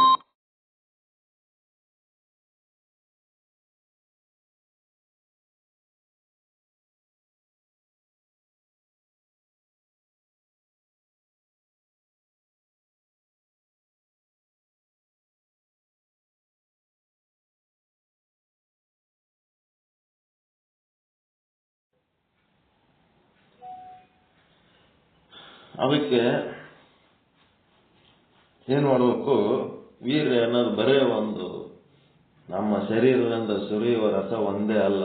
ಜ್ಞಾನ, ವಿವೇಕ, ನಿಶ್ಚಲವಾದ ಮನಸ್ಸು, ನಿರ್ಮಲವಾದ ಮನಸ್ಸು, ಮುಮುಕ್ಷತ್ವ ಎಲ್ಲನೂ ಇದು ವೀರ್ಯನೇ. ಮೋಕ್ಷ ಸಾಧನೆ ಮಾಡುವುದಕ್ಕ ದಷ್ಟಪುಷ್ಟವಾದ ಶರೀರದೊಳಗ ವೀರ್ಯದ ಕೊಡ ತುಂಬಿತ್ತಂತಂದ್ರೂ ಮೋಕ್ಷದ ಒಂದು ಅಪೇಕ್ಷೆ ಇಲ್ಲ, ಮುಮುಕ್ಷತ್ವ ಇಲ್ಲ ಅಂತಂದ್ರ ಅಂತ ವೀರ್ಯಲಿಂತ ಏನು ಉಪಯೋಗ? ಅದು ಉಪಯೋಗ ಅಲ್ಲದು. ಮೋಕ್ಷಕ್ಕೆ ಸಂಬಂಧಪಟ್ಟಂತ ವಿಷಯದೊಳಗ ನಮಗ ನಿಷ್ಕಾಮ ಕರ್ಮ, ನಿಷ್ಕಾಮ ಉಪಾಸನೆ ಮಾಡಬೇಕು ಅಂತಂದ್ರೆ ವೀರ್ಯ ಸಂಗ್ರಹ. ಸಕಾಮ ಕರ್ಮ, ಸಕಾಮ ಉಪಾಸನೆ ಮಾಡಿದ್ರೆ ವೀರ್ಯ ನಾಶ. ನಿರ್ಮಲ ಚಿತ್ತ, ನಿಶ್ಚಲ ಚಿತ್ತ ಸಾಧನೆ ಮಾಡಿದ್ರೆ ವೀರ್ಯ ಸಂಗ್ರಹ. ವೀರ್ಯ ಅಂದ್ರೆ ಜ್ಞಾನ, ಮತ್ತೇನ್ ಬೇರೆ ತಿಳ್ಕೊಳಕ್ ಹೋಗ್ಬೇಡ್ರಿ. ನಿರ್ಮಲ ಚಿತ್ತ, ನಿಶ್ಚಲ ಚಿತ್ತ ಆಯ್ತು ಅಂತಂದ್ರೆ ವೀರ್ಯ ಸಂಗ್ರಹ ಆಗ್ಲಕತ್ತದ. ಮುಮುಕ್ಷತ್ವಕ್ಕ ದಾರಿ ಮಾಡ್ಕೊಂಡು ಹೋಗ್ಲಕತ್ತೀವಿ, ಮೋಕ್ಷದ ಕಡೆ ಹೋಗ್ಲಕತ್ತೀವಿ. ಚಂಚಲ ಚಿತ್ತ ಮಲಿನ ಆಯ್ತು, ಚಿತ್ತ ಮಲಿನ ಚಿತ್ತ ಆಯ್ತಂದ್ರೆ ವೀರ್ಯನಾಶ. ವೀರ್ಯನಾಶ ಆಗ್ಲಕತ್ತದ. ನನ್ನ ಮನಸ್ಸು ಚಂಚಲ ಆಗ್ಲಕತ್ತದ ಅನ್ನೋದ್ರ ಬದಲಿ ನನ್ನ ವೀರ್ಯನಾಶ ಆಗ್ಲಕತ್ತದ ಅಂದ್ರೆ ಏನ್ ತಪ್ಪದೇನಲ್ಲಿ? ನನ್ನ ಮನಸ್ಸು ಮಲಿನ ಆಗ್ಲಕತ್ತದ, ಯಾವುದೋ ಒಂದು ಸ್ವಾರ್ಥ ಚಿಂತನೆ ಮಾಡಿ ಮನಸ್ಸು ಕೆಟ್ಟೋಗ್ಲಕತ್ತದ ಅಂದ್ರೆ ವೀರ್ಯನಾಶ. ನಿಸ್ವಾರ್ಥಿಯಾಗಿ ಇದ್ದಾಗ ಅದು ವೀರ್ಯ ಸಂಗ್ರಹ. ವಿವೇಕ, ಯಾವುದು ಒಳ್ಳೇದು ಕೆಟ್ಟದು ಅನ್ನೋದು ತಿಳಿತಾ ಇಲ್ಲ ನನಗ. ಒಳ್ಳೇದು ಯಾವುದು ಕೆಟ್ಟದು ಅನ್ನೋದು ತಿಳಿತಾ ಇಲ್ಲ, ಕನ್ಫ್ಯೂಸ್ನಾಗ ಅದೀನಿ ಅಂತಂದ್ರೆ ಅದು ವೀರ್ಯನಾಶ. ಇದು ಒಳ್ಳೆಯದು, ಇದು ಕೆಟ್ಟದು ಅಂತೇಳಿ ತಿಳಿಲಕತ್ತದ. ವಿವೇಕ ಉದಯ ಆಗ್ಯದ ನನ್ನೊಳಗ. ಇದು ನಿತ್ಯ, ಇದು ಅನಿತ್ಯ, ಇದು ಸುಖ, ಇದು ಸುಖಕ್ಕೆ ಕಾರಣ, ಇದು ದುಃಖಕ್ಕೆ ಕಾರಣ, ಇದು ಶಾಶ್ವತವಾದದ್ದು, ಇದು ಅಶಾಶ್ವತವಾದದ್ದು, ಇದು ಸುಖ, ಇದು ದುಃಖ ಅಂತ ಬೇರ್ಪಡಿಸಿ ತಿಳಿದುಕೊಳ್ಳುವ ಶಕ್ತಿ ಬಂದಾಗ ಅದೇನದು? ವೀರ್ಯ. ಒಳ್ಳೇದ್ಯಾವುದು ಕೆಟ್ಟದ್ಯಾವುದು ತಿಳಿತಾ ಇಲ್ಲ, ಒಳ್ಳೇದು ಹಿಡಿಲಕ್ಕಾಗ್ತಾ ಇಲ್ಲ, ಕೆಟ್ಟದ್ದು ಬಿಡ್ಲಕ್ಕಾಗ್ತಾ ಇಲ್ಲ ಅಂತಂದ್ರೆ ದಟ್ ಈಸ್ ವೀರ್ಯನಾಶ. ಜನರಲೈಸ್ ಮಾಡ್ಕೋಬೇಕಿದೆಲ್ಲ. ವಿವೇಕ ಮುಂದೇನದ? ವೈರಾಗ್ಯ. ಕೆಟ್ಟದ್ದು ಬಿಡ್ಲಕ್ ಆಗ್ತಾ ಇಲ್ರಿ, ಅದನ್ನ ಹಂಗೆ ಹಿಡ್ಕೊಂಡು ಮುಂದುವರಿಲಿಕ್ಕೆತ್ತೀನಿ ಅಂದ್ರೆ ವೀರ್ಯನಾಶ. ಕೆಟ್ಟದ್ದು ಬಿಟ್ಟೆ ಅಂತಂದ್ರೆ ವೀರ್ಯ. ವೀರ ಮತ್ತೇನಿಲ್ಲ, ವೀರತ್ವ. ವೀರ ವಿದ್ಯೆಯಲ್ಲಿ ರಮಿಸಿದದ್ದೇ ವೀರ. ಆ ವಿದ್ಯೆನೇ ವೀರ್ಯ, ಮತ್ತಿನ್ನೇನಿಲ್ಲ. ಇಂದ್ರಿಯ ವಿಜಯದಿಂದ ಕಲಿತನ ಮುಂಟೆ ಅಂತ ಹೇಳಿ. ಮತ್ತೆಂಥದ್ದು? ವಿವೇಕ, ವೈರಾಗ್ಯ. ಒಳ್ಳೇದು ಹಿಡಿಬೇಕು ಅಂತೇಳಿ ಸಂಕಲ್ಪ ಮಾಡಿ ಗಟ್ಟಿ ಹಿಡಿದ್ರಿ, ಅದು ವೀರ್ಯ ಸಂಗ್ರಹ. ಒಳ್ಳೇದು ಹಿಡಿಲಕ್ಕ ಆಗಲಿಲ್ಲ, ಕೈ ಬಿಟ್ರಿ, ವೀರ್ಯನಾಶ. ಮತ್ತೆ ಶಮ, ದಮ, ದೇಹ ಮತ್ತು ಮನಸ್ಸುಗಳನ್ನು ನಿಯಂತ್ರಣ ಮಾಡಿಕೊಂಡು ಸಮಾಧಾನ ಇಟ್ಕೊಂಡ್ರಿ, ವೀರ್ಯ ಸಂಗ್ರಹ. ದೇಹ ಸಮಾಧಾನ ಇಲ್ಲ, ಯಾಕ ಅಂತಂದ್ರೆ ಅದಕ್ಕೆ ಕೆಲಸ ಇಲ್ಲ. ಅದು ಏನ್ ಮಾಡ್ಬಿಟ್ಟದ? ಕೆಲಸ ಇಲ್ಲದಕ್ಕೆ ಅದು ಏನಾಗ್ಯದ? ಶರೀರ ದುಡಿಲಾರ್ದಕ್ಕೆ ಆಲಸಿ ಆಗಿಬಿಟ್ಟದ. ಆಲಸಿಯಾಗಿ ಅದರೊಳಗಿನ ಶರೀರದೊಳಗೆ ತಿಂದ ಅನ್ನ ಕರಗಲಾರ್ದ ಏನಾಗ್ಯದ? ವಿಷ ಆಗಿಬಿಟ್ಟದ. ಅನ್ನ ಕರಗಲಿಲ್ಲ ಅಂದ್ರೆ ವಿಷ ಆಗ್ತದ, ಹೊಲಸಾಗ್ತದೆ. ಅನ್ನ ಶರೀರದೊಳಗೆ ಹಾಕಿದ್ರೂ ಅಷ್ಟೇ, ಅನ್ನ ಹೊರಗಿಟ್ರು ಅಷ್ಟೇ. ಅನ್ನ ಹೊರಗಿಟ್ರೆ ಅದಕ್ಕೊಂದು ವಯಸ್ಸಾದ ಇಲ್ಲ, ಆಯುಷ್ಯ. ಈಗ ಅನ್ನ ಮಾಡಿ, ಒಂದು ಬೊಗಣಿ ಅನ್ನ ಮಾಡಿ ಹೊರಗಿಟ್ರೆ ಏನಾಯ್ತದು? ಹಳಸಿ ಕೆಟ್ಟು ಹೋಗ್ತದಿಲ್ಲ ಅದು. ಮತ್ತೆ ಅದೇ ಅನ್ನ ನೀವು ಶರೀರದೊಳಗೆ ಹಾಕ್ತಿರಲ್ಲ, ಶರೀರದೊಳಗೆ ಹಾಕೊಂಡ ಮೇಲೆ ಆ ಅನ್ನ ಏನಾಗ್ತದ? ಜೀರ್ಣ ಆಗಿ, ಜೀರ್ಣ ಆಗಬೇಕಾದ್ರೆ ಶರೀರ ಕೆಲಸ ಮಾಡಬೇಕಾಗ್ತದೆ. ಅನ್ನ ಸಂಗ್ರಹ ಮಾಡಬೇಕಾದ್ರೂ ಕೆಲಸ ಮಾಡಬೇಕು, ತಿಂದನ್ನ ಕರಗಬೇಕಾದ್ರೂ ಕೆಲಸ ಮಾಡಬೇಕಾಗ್ತದೆ. ಶರೀರ ಚಟುವಟಿಕೆಯಿಂದ ಎದ್ದು ಅನ್ನ ಜೀರ್ಣ ಆಯ್ತು ಅಂತಂದ್ರೆ ಶಕ್ತಿ ಉತ್ಪನ್ನ ಆಗ್ತದೆ, ಉಳಿದದ್ದು ಮಲಮೂತ್ರ ರೂಪದಾಗ ಹೊರಗೆ ಹೋಗ್ತದೆ. ಕೆಲಸನೇ ನಾವು ಮಾಡಲಿಲ್ಲ ಅಂತಂದ್ರೆ ಗಡಿಗೆಗಿಟ್ಟ ಅನ್ನನೂ ಅಷ್ಟೇ, ಹೊಟ್ಟೆಗಿಟ್ಟ ಅನ್ನನೂ ಅಷ್ಟೇ, ಎರಡೂ ಹೊಲಸ್ತಾವ, ಎರಡೂ ಹೊಲಸು ನಾತ ಎಬ್ಬಿಸ್ತಾವ. ಎಲ್ಲಿದ್ರು ಅಷ್ಟೇ ಅದು ಅನ್ನದ ಕೆಲಸ. ಹೀಗಾಗಿ ಆ ಶರೀರ ಆಲಸಿಯಾಗಿ ಶರೀರ ತಿಂದ ಅನ್ನ ಶರೀರದೊಳಗ ಅದು ಅಪವಿತ್ರ ಆಯ್ತು ಅಂತಂದ್ರೆ ಅಲ್ಲೇನಾಯ್ತು? ವೀರ್ಯನಾಶ. ಚೆನ್ನಾಗಿ ಚಟುವಟಿಕೆಯಿಂದ ದುಡಿದು ಅದನ್ನ ಶರೀರದೊಳಗಿನ ಅನ್ನ ಜೀರ್ಣ ಮಾಡಿಕೊಂಡ್ರೆ ಅಂದ್ರೆ ಅದು ವೀರ್ಯ ಸಂಗ್ರಹ, ಅದೇ ದಮ. ಶರೀರದ ಜೊತೆಗೆ ಮನಸ್ಸಂತೂ ಒಂದದ. ಆ ಮನಸ್ಸನ್ನ ಲೌಕಿಕ ವಿಷಯಗಳಲ್ಲಿ ಪತನ ಆಯ್ತು, ಬರೇ ಅದರೊಳಗೆ ಮುಣುಗ್ತು. ಲೌಕಿಕ ವಿಷಯ ಸಂಗ್ರಹ, ಶಬ್ದ ಸ್ಪರ್ಶ ರೂಪ ರಸ ಗಂಧ, ಹೊನ್ನು ಹೆಣ್ಣು ಮಣ್ಣು ಅಧಿಕಾರ ಪ್ರಚಾರ, ಇಂಥದ್ರಾಗ ಒಂದು ಅನಿತ್ಯವಾದ ಸಂಸಾರದೊಳಗೆ ಮುಳುಗಿತು ಅಂತಂದ್ರೆ ಅದು ವೀರ್ಯನಾಶ. ಇದೆಲ್ಲದಕ್ಕೂ ಆಧಾರವಾದಂತ ಪರಮಾಧಾರ ಪರಬ್ರಹ್ಮನ ಕಡೆಗೆ ಅದು ಮನಸ್ಸು ಹರಿತು ಅಂತಂದ್ರೆ ದಟ್ ಇಸ್ ಶಮ, ಅದು ವೀರ್ಯ ಸಂಗ್ರಹ. ಸಮಾಧಾನ ಅಸಮಾಧಾನ, ಶ್ರದ್ಧೆ, ಗುರುಗಳಲ್ಲಿ ಶ್ರದ್ಧೆ, ಶಾಸ್ತ್ರದಲ್ಲಿ ಶ್ರದ್ಧೆ, ತತ್ವಜ್ಞಾನದಲ್ಲಿ ಶ್ರದ್ಧೆ, ನಮ್ಮ ಆತ್ಮದಲ್ಲಿ ಶ್ರದ್ಧೆ ಇತ್ತು ಅಂತಂದ್ರೆ ವೀರ್ಯ ಸಂಗ್ರಹ. ಬ್ಯಾಡ್ ಬಿಡಪ್ಪ, ಇವ್ರ ಸಂಗಟ ಎಲ್ಲಿ ಕಿರಿಕಿರಿ, ಓದಂತಾರ, ಬರಿ ಅಂತಾರ, ಆಗ್ಲಂತಾರ, ಹಿಂಗಂತಾರ, ಇದೆಲ್ಲ ವೀರ್ಯ ನಾಶ. ಏನು ಹೇಳೋದಿಲ್ಲ ಕೇಳೋದಿಲ್ಲ, ಸೋಮ್ ಕುಂದ್ರಂದ್ರೆ ಕುಂದಿರ್ತೀವಿ, ಎದ್ದು ಹೋಗಂದ್ರೆ ಓದ್ತೀವಿ. ನಾವು ಏನು ಮಾಡತ್ತ ನಮಗೆ ಹೇಳ್ಬಾರ್ದು, ನಾವು ಮಾಡೋ ಕೆಲಸನೇ ಬೇರೆ, ನಾವು ಸುಮ್ ಬಂದದ್ದೇ ಟೈಮ್ ಪಾಸಿಗೆ ಬಂದೀವಿ ಅಂತ ಏನ್ ಕೂತಿರ್ತಾರ. ಅದು ವೀರ್ಯ ಸಂಗ್ರಹದ ಲಕ್ಷಣ ಅಲ್ಲ, ಅದು ವೀರ್ಯ ನಾಶ. ಅಂತ ವೀರ್ಯ ನಾಶದವರು ಏಸ್ ಮಂದಿ ಇದ್ರು, ಏಸ್ ವರ್ಷ ಅವ್ರಿಗೆ ಸಂಗಾಟ ಇಟ್ಕೊಂಡ್ರು ಉಪಯೋಗ ಇಲ್ಲ, ಯೂಸ್ಲೆಸ್ ಫೆಲೋಸ್. ಅಂಥದ್ರ ಜೊತೆಗೆ ಇದ್ದು ನಾವು ಸಹಿತ ಕೆಟ್ಟ ಹೋಗ್ಬಿಡ್ತೀವಿ. ಯಾರಿಗಾರೆ ಒಬ್ಬರಿಗೆ ಒಂದೇನ್ರಿ ಕೆಲಸ ಮಾಡತ್ತ ಜಾಡಿಸಿ ಹೇಳ್ಬೇಕಾದ್ರೆ ಅವನಿಗೆ ಹೇಳಿಲ್ಲ, ಅವ ಏನು ಮಾಡಿಲ್ಲ, ನಮಗೆ ಹೇಳ್ತೀರಿ ಅಂತೇಳಿ ಮಾಡೋರು ಸಹಿತ ಮಾಡೋದು ಬಿಟ್ಟು ಕುಂದಿರ್ತಾರೆ.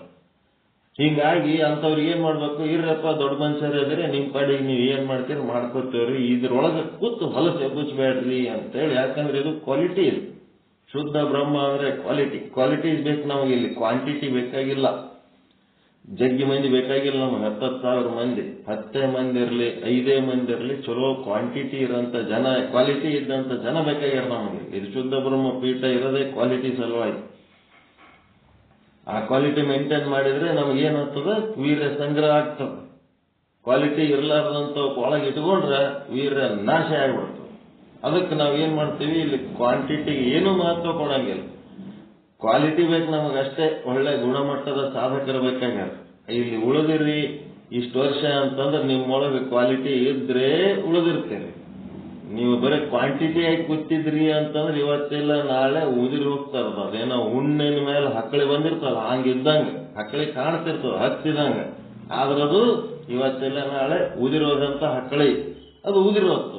ಅವಾಗ ಇವಾಗಕ್ಕಿಂತ ಹಕ್ಕಳಿ ಉದಿರೋಯ್ತು, ಎಷ್ಟೋ ದಿವಸನಿಂದ ನಮ್ಮ ಶರೀರದ ಮೇಲೆ ಇತ್ತು ಅಂತಂದ್ರೆ ಅದು ಹಿಡ್ಕೊಂಡು ಇರೋಂಥದ್ದು ಗುಣನೇ ಅದು ಏನು ಕಲ್ತಿಲ್ಲ ಅಂದ್ಮೇಲೆ ಅದು ಹಕ್ಕಳಿ ಉದಿರಿ ಹೋಗೋದು ಬಿಡಿ, ಯಾಕೆ ಚಿಂತೆ ಮಾಡ್ತಿ ಅಂತ.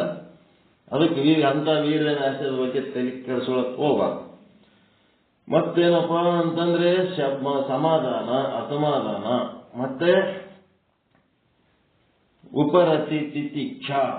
ಯಾವ ಕೆಟ್ಟ ಪ್ರವೃತ್ತಿಗಳನ್ನ ನಾವು ಬಿಟ್ಟು ಮುಂದೆ ಬಂದೀವಿ, ಮತ್ತೆ ಅವುಗಳನ್ನೇ ಮತ್ತೆ ನಾವು ಅವುಗಳಲ್ಲೇ ಪ್ರವೃತ್ತರಾದೇವಂದ್ರೆ ವೀರ್ಯನಾಶ.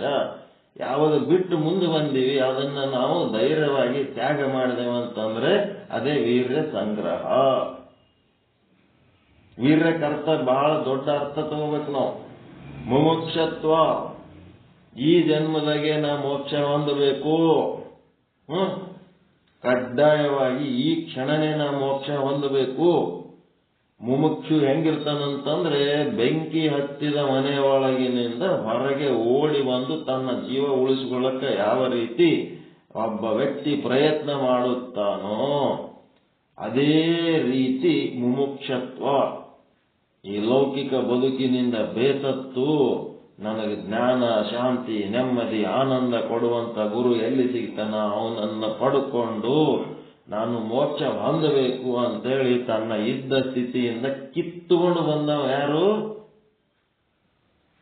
ವೀರ್ಯ ಸಂಗ್ರಹ ಇದ್ದವ ಕಿತ್ತುಕೊಂಡು ಬರ್ತಾನ, ಅವನೇ ವೀರಾದಿ ವೀರ. ವೀರ್ಯ ನಾಶ ಇದ್ದವ ಏನ್ ಮಾಡಿಬಿಡ್ತಾನ? ಪತ್ನಿ ಮೇರ ಗುರು, ಪೈಸಾ ಮೇರ ಪರಮಾತ್ಮ, ಬಚ್ಚೆ ಮೇರ ಸಾಧು ಸಂತ್ ಅಂತನ. ತನ್ನ ಮಕ್ಕಳೇ ಅವನಿಗೆ ಸಾಧು ಸಂತರು, ಹೆಂಡತಿನೇ ಗುರು, ರೊಕ್ಕನೇ ದೇವರು. ಈ ರೀತಿ ಇದ್ದು ಅದರೊಳಗೆ ಮುಳುಗಿದವನಿಗೆ ನಾವೇನು ನಗರಿ ಬಾರಿಸಿದ್ರು ಇಲ್ಲ ನಾ ಬರೀ ಇದೇ ಮಾಡ್ತೀನಿ, ನನಗೆ ಟೈಮ್ ಇಲ್ಲ ಅಂತಿರ್ತಾನೆ. ಅವನಿಗೇನಂತೀರಿ ಅಂತವನಿಗೆ? ವೀರ್ಯ ಸಂಗ್ರಹ ಅಂತೀರ, ವೀರ್ಯ ನಾಶ ಅಂತೀರ? ವೀರ್ಯ ನಾಶ. ತಾನು ನಾಶ ಆಗ್ತಾನ, ಸುತ್ತಮುತ್ತ ಇದ್ದವರು ನಾಶ ಆಗ್ಬೇಕಾಗ್ತದ ಅಂತ ಕಾಲ. ಅದಕ್ಕೆ ನಾವೇನ್ ಮಾಡ್ಬೇಕು? ವೀರ್ಯ ನಾಶ ಇದ್ದವರಿಗೆ ಸಮೀಪಕ್ಕೆ ಇಟ್ಕೋಬಾರ್ದು. ಮತ್ತೇನಾಗ್ತದ? ಶ್ರವಣ, ಮನನ, ನಿಧಿಧ್ಯಾಸನ, ಗುರುವಿನ ಸಂಶೋಧನ. ಇವತ್ತು ಬ್ಯಾಡ್ ಬಿಡು, ಮುಂದಿನ ಜನ್ಮಕ್ಕೆ ಮೋಕ್ಷ ಆದ್ರೆ ದಿನ ಎಷ್ಟ್ ಸಾರಿ ಹುಡ್ತೀವೋ, ಎಷ್ಟ್ ಸಾರಿ ಬರ್ತೀವೋ.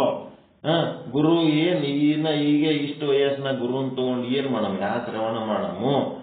ಮುಂದ ಮುದುಕರಾದ್ಮೇಲೆ ಯಾವಾಗಾರ ಕೇಳಮು ಅಂತ ಹೇಳಿ ಏನ್ ಮಾಡ್ತಾರ? ಆ ಬರುವ ಬ್ರಹ್ಮಜ್ಞಾನವನ್ನ, ದೊರಕಿದ ಬ್ರಹ್ಮಜ್ಞಾನದ ಗ್ರಂಥವನ್ನ, ಅದನ್ನ ತಿಳಿಸಿ ಹೇಳುವ ಗುರುವನ್ನ ಯಾರು ಅಸಡ್ಡೆ ಅಲಕ್ಷ್ಯ ಮಾಡ್ತಾರ, ಅದೆಲ್ಲ ವೀರನಾಶ.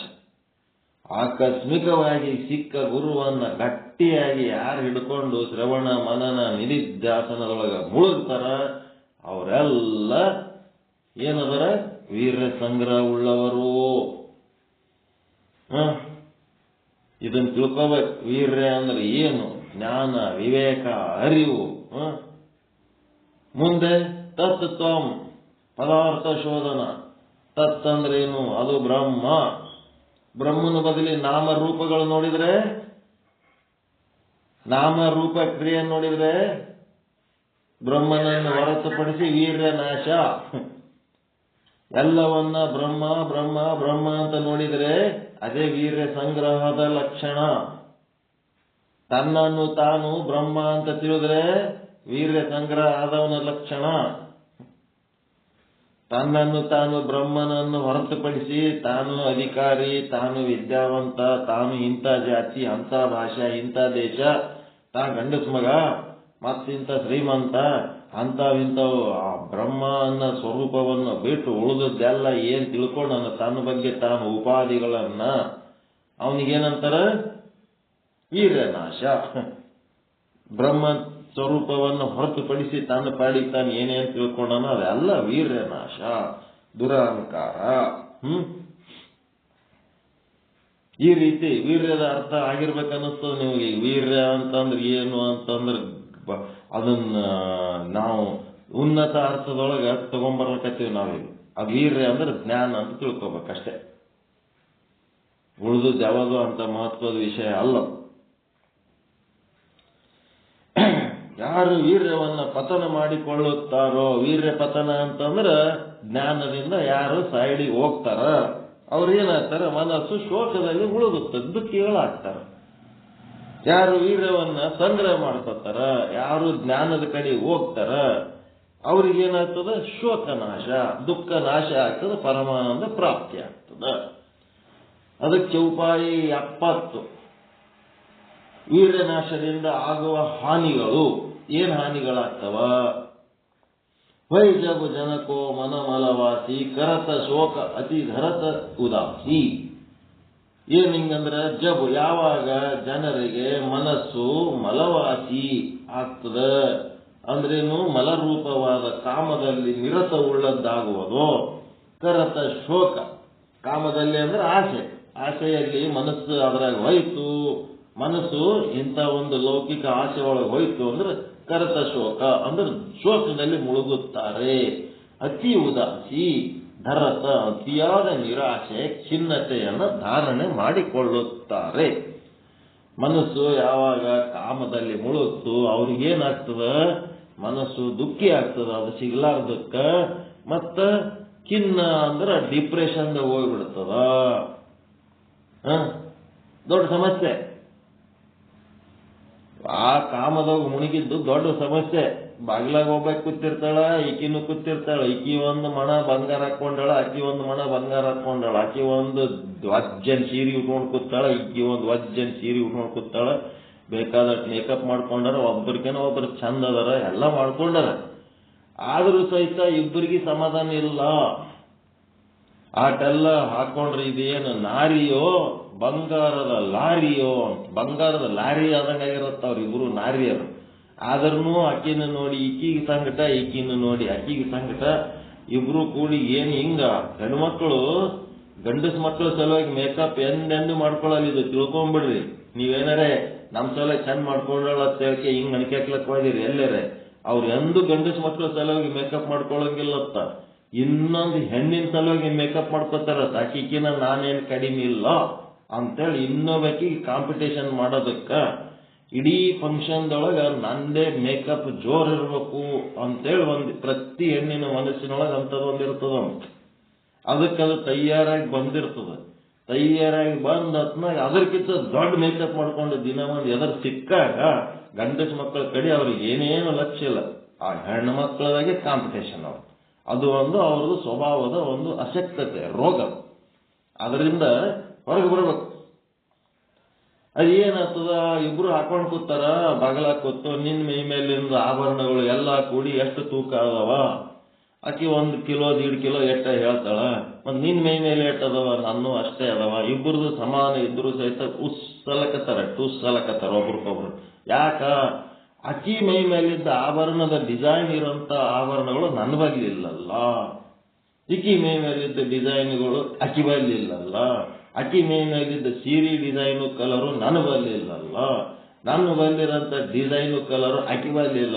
ಇಬ್ರು ದುಃಖಿಗಳದ. ಇದು ವೀರ್ಯ ಸಂಗ್ರಹನ ವೀರ್ಯ ನಾಶನ? ಇದು ದುಃಖ, ವೀರ್ಯ ನಾಶ. ಯಾವನೋ ಒಬ್ಬ ಸ್ಟಾರ್ಟಿಂಗ್ ನಮ್ಮಲ್ಲಿ ಒಂದು ಸೂಟ್ ಕೇಸ್ನಾಗ ಒಂದು ಪ್ಯಾಂಟ ಒಂದು ಶರ್ಟ ಇಟ್ಕೊಂಡು ಬಂದವ. ಈಗ ನಮ್ಮಲ್ಲಿ ರಾಯಚೂರಾಗ ನೋಡಿದ್ರ ಕೋಟಿ ಕೋಟಿ ಗಳಿಸಿ 1000 ಕೋಟಿ ಸರ್ದಾರ್ ಆಗ್ಯಾನ, ಮೆಡಿಕಲ್ ಕಾಲೇಜ್ ಕಟ್ಟ್ಯಾನ, ಅಂತ ರೆಡ್ಡಿ ಇಂಥ ರೆಡ್ಡಿ. ಅವನ ತೂಕ ನೋಡಿದ್ರೆ ಒಂದು 40 kg ಇಲ್ಲ. 100 ಜನ ಡಾಕ್ಟರ್, ಈ ಕಡೆ ಒಳ್ಳಿದ್ರು ಒಂದು 100 ಜನ ಡಾಕ್ಟರ್ ಅಳ್ಳಾಡ್ತಾರ, ಆ ಕಡೆ ಒಳ್ಳಿದ್ರು ಒಂದು 100 ಮಂದಿ ಇಂಜಿನಿಯರ್ಗಳು ಅಳ್ಳಾಡ್ತಾರ. ಎಂಥ ವ್ಯವಸ್ಥೆ! ಅವ MLA ಆಗ್ಯಾನ, ಹಂಗಾಗ್ಯಾನ.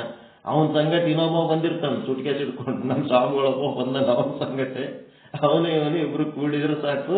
ನಮ್ಮಂತವ್ರಿಗೆ ಭೇಟಿ ಆದಾಗ ಇದೇ ಮಾತಾಡ್ತಿರ್ತಾರೆ. ಏನಿಲ್ರಿ, ಅವ ಎಷ್ಟು ಮುಂದೆ ಹೋಗ್ಬಿಟ್ಟ, ನಾವು ನೋಡ್ರಿ ಇಲ್ಲೇ ಇದೀವಿ ನೋಡ್ರಿ, ಏನ್ ಮಾಡ್ಬೇಕು? ಅವನಿಗೆ ನೋಡಿ ಕಂಪೇರ್ ಮಾಡ್ಕೊಂಡು ವೀರ್ಯನಾಶ ಮಾಡ್ಕೊಂಡ್ರೆ ಏನ್ ಮಾಡ್ಬೇಕು? ಅವನು ಭೋಗದಾಗಿದ್ದು ನಾವು ಅನುಭವಿಸ್ತಿರ್ತಾನೆ, ನಮ್ಮ ಭೋಗದಾಗಿದ್ದು ನಾವು ಅನುಭವಿಸ್ತಿರ್ತೀವಿ. ವೀರ್ಯನಾಶ ವೀರ್ಯನಾಶ ಅಂತೇಳಿ ಲಂಗುಟಿ ಗಟ್ಟಿಯಾಗಿ ಕಟ್ಕೊಂಡು ನಮ್ಮ ಮನಸ್ಸಿನೊಳಗೆ ಬರೇ ಇಂಥ ಹೊಲಸು ವಿಚಾರಗಳು, ಅಯೋಗ್ಯ ವಿಚಾರಗಳು ಇದ್ದು ಅಂತಂದ್ರೆ ಅದೇನು ಆನಂದ ಕೊಡ್ತದ? ಅದೇನು ಮೋಕ್ಷಕ್ಕೆ ಕರ್ಕೊಂಡು ಹೋಗ್ತದ? ಅದಕ್ಕೆ ಉಸಿರು ಹಿಡಿದರಿಲ್ಲ, ಬಸಿರು ಕಟ್ಟಿದರಿಲ್ಲ, ತಕ್ಕಮದೇವಿ ಸತ್ಯ ಹೇಳ್ಬಿಟ್ಟಳ. ಮೋಕ್ಷಕ್ಕ ಬಸಿರು ಕಟ್ಟದಂತಂದ್ರೆ ಏನು? ಇದೇ ಬ್ರಹ್ಮಚಾರಿ ಆಗೋದು. ಮದುವೆ ಮಾಡ್ಕೊಳ್ಳಾರ್ದೆ ಸನ್ಯಾಸಿಗಳಾದ್ರ ಎಲ್ಲ ಸನ್ಯಾಸಿಗಳ ಮೋಕ್ಷಕ್ಕೆ ಹೋಗ್ತಾರೇನಂತ. ಉಸಿರು ಕಟ್ಟಿದರಿಲ್ಲ, ಉಸಿರು ಗಟ್ಟಿಯಾಗಿ ಹಿಡ್ಕೊಂಡು ಪ್ರಾಣಾಯಾಮ ಮಾಡ್ಕೊತ ನೀವೇನು ಅಷ್ಟಾಂಗ ಯೋಗ ಮಾಡಿದ್ರು ಮೋಕ್ಷ ಆಗಂಗಿಲ್ಲ. ಎದರಿಂದ ಆಗ್ತದೆ? ಬ್ರಹ್ಮಜ್ಞಾನದಿಂದ ಆಗ್ತದೆ. ಬಸಿರು ಕಟ್ಟೋದೇನು ದೊಡ್ಡ ಘನಕಾರ್ಯ ಅಲ್ಲ. ಏನು ಸನ್ಯಾಸಿಗಳ ಬಗ್ಗೆ ಹಿಂಗೆ ಮಾತಾಡ್ತಿದೆ ಅಂತ ಇರ್ತಾರ. ಏನ್ ಸನ್ಯಾಸಿ, ನಿನಗೆ ಬೇಕಾಗಿಲ್ಲ ಬಿಟ್ಟಿದೆ, ಅದೇನು ದೊಡ್ಡ ಘನಕಾರ್ಯ ಮಾಡಿದೆ ನಿಂದು? ಅದನ್ನೇ ದೊಡ್ಡದು ಮಾಡಿ ಸುಮ್ಮನೆ ಎಲ್ಲರ ಕಡೆ ನಮಸ್ಕಾರ ಮಾಡಿಸ್ಕೊತೀವಿ. ಒಬ್ಬ ಸಕ್ಸಸ್ಫುಲ್ ಗೃಹಸ್ಥನಿಗೆ ಮುಂದೆ ಸನ್ಯಾಸಿದ ಎದುರ ಅನುಭವ ಏನ್ ಸಾಧನೆ? ಹಿಂಗ ನಾವು ತಿಳ್ಕೊಂಡು ಏನ್ ಮಾಡ್ಬೇಕು? ವೈ ಜಬ ಜನಕೋ ಮನವಲವಾಸಿ ಕರತ ಶೋಕ ಅತಿ ಧರತ ಉದಾಸಿ. ಯಾರಿಗೆ ಏನು ಇವೆಲ್ಲ ಉದಾಸ ಅಂತಂದ್ರೆ ಒಂಥರ ಡಿಪ್ರೆಷನ್ ಆಗೋದು, ಶೋಕದಾಗ ಮುಳುಗೋದು, ಇದೆಲ್ಲ ಯಾಕೆ? ವೀರನಾಶದಿಂದ ಆಗ್ತದೆ. ಯಾಕಂದ್ರೆ ಅರಿವುಗೇಡಿತ ಆಸೆ ಮನಸ್ಸೇನದು ಅರಿವು ತಪ್ಪಿ ಯಾವಾದ್ರಾಗಾರೆ ಆಸೆ ಒಳಗೆ ಹೊಕ್ಕೋತಂತಂದ್ರೆ ಹಿಂಗೆ ದುಃಖಿ ಆಗ್ತದ, ಉದಾಸ ಆಗ್ತದ. ಮತ್ತ ರುದಿರ ನಿವಾಸ ಧರತ ಮನ ಜಬಹು ಚಂಚಲ ಅಧಿಕ ರಜೋಗುಣ ತಬಹು. ಯಾವಾಗ ರುದಿರ ನಿವಾಸ ಮನಸ್ಸು ಯಾವಾಗ ಈ ಒಂದು ರಕ್ತವನ್ನೇ, ಶರೀರವನ್ನೇ, ವೀರ್ಯವನ್ನೇ ತನ್ನ ಕೇಂದ್ರ ಸ್ಥಾನವನ್ನಾಗಿ ಮಾಡಿಕೊಳ್ಳುವುದೋ ಅಂತಂದ್ರೇನು? ಈ ಒಂದು ಲೌಕಿಕ ವಿಷಯಗಳ ಭೋಗದಲ್ಲಿ ಯಾವಾಗದು ಮನಿ ಮಾಡ್ಕೋತು ಅಂತಂದ್ರ ತಬು ಆವಾಗ ಆ ಮನಸ್ಸು ಅಧಿಕ ರಜೋಗುಣಿಯಾಗುತ್ತದೆ. ರಜೋಗುಣಿಯಾಗದಂತಂದ್ರೇನು? ಅದನ್ನು ಪಡ್ಕೊಳಕ್ಕ ಹೆಂಗರೆ ಮಾಡಿ ಅದನ್ನು ಪಡ್ಕೋಬೇಕಂತೇಳಿ ಅದು ಹೋರಾಟ ಮಾಡ್ಲಕ್ಕ ಹತ್ತಿಬಿಡ್ತದ.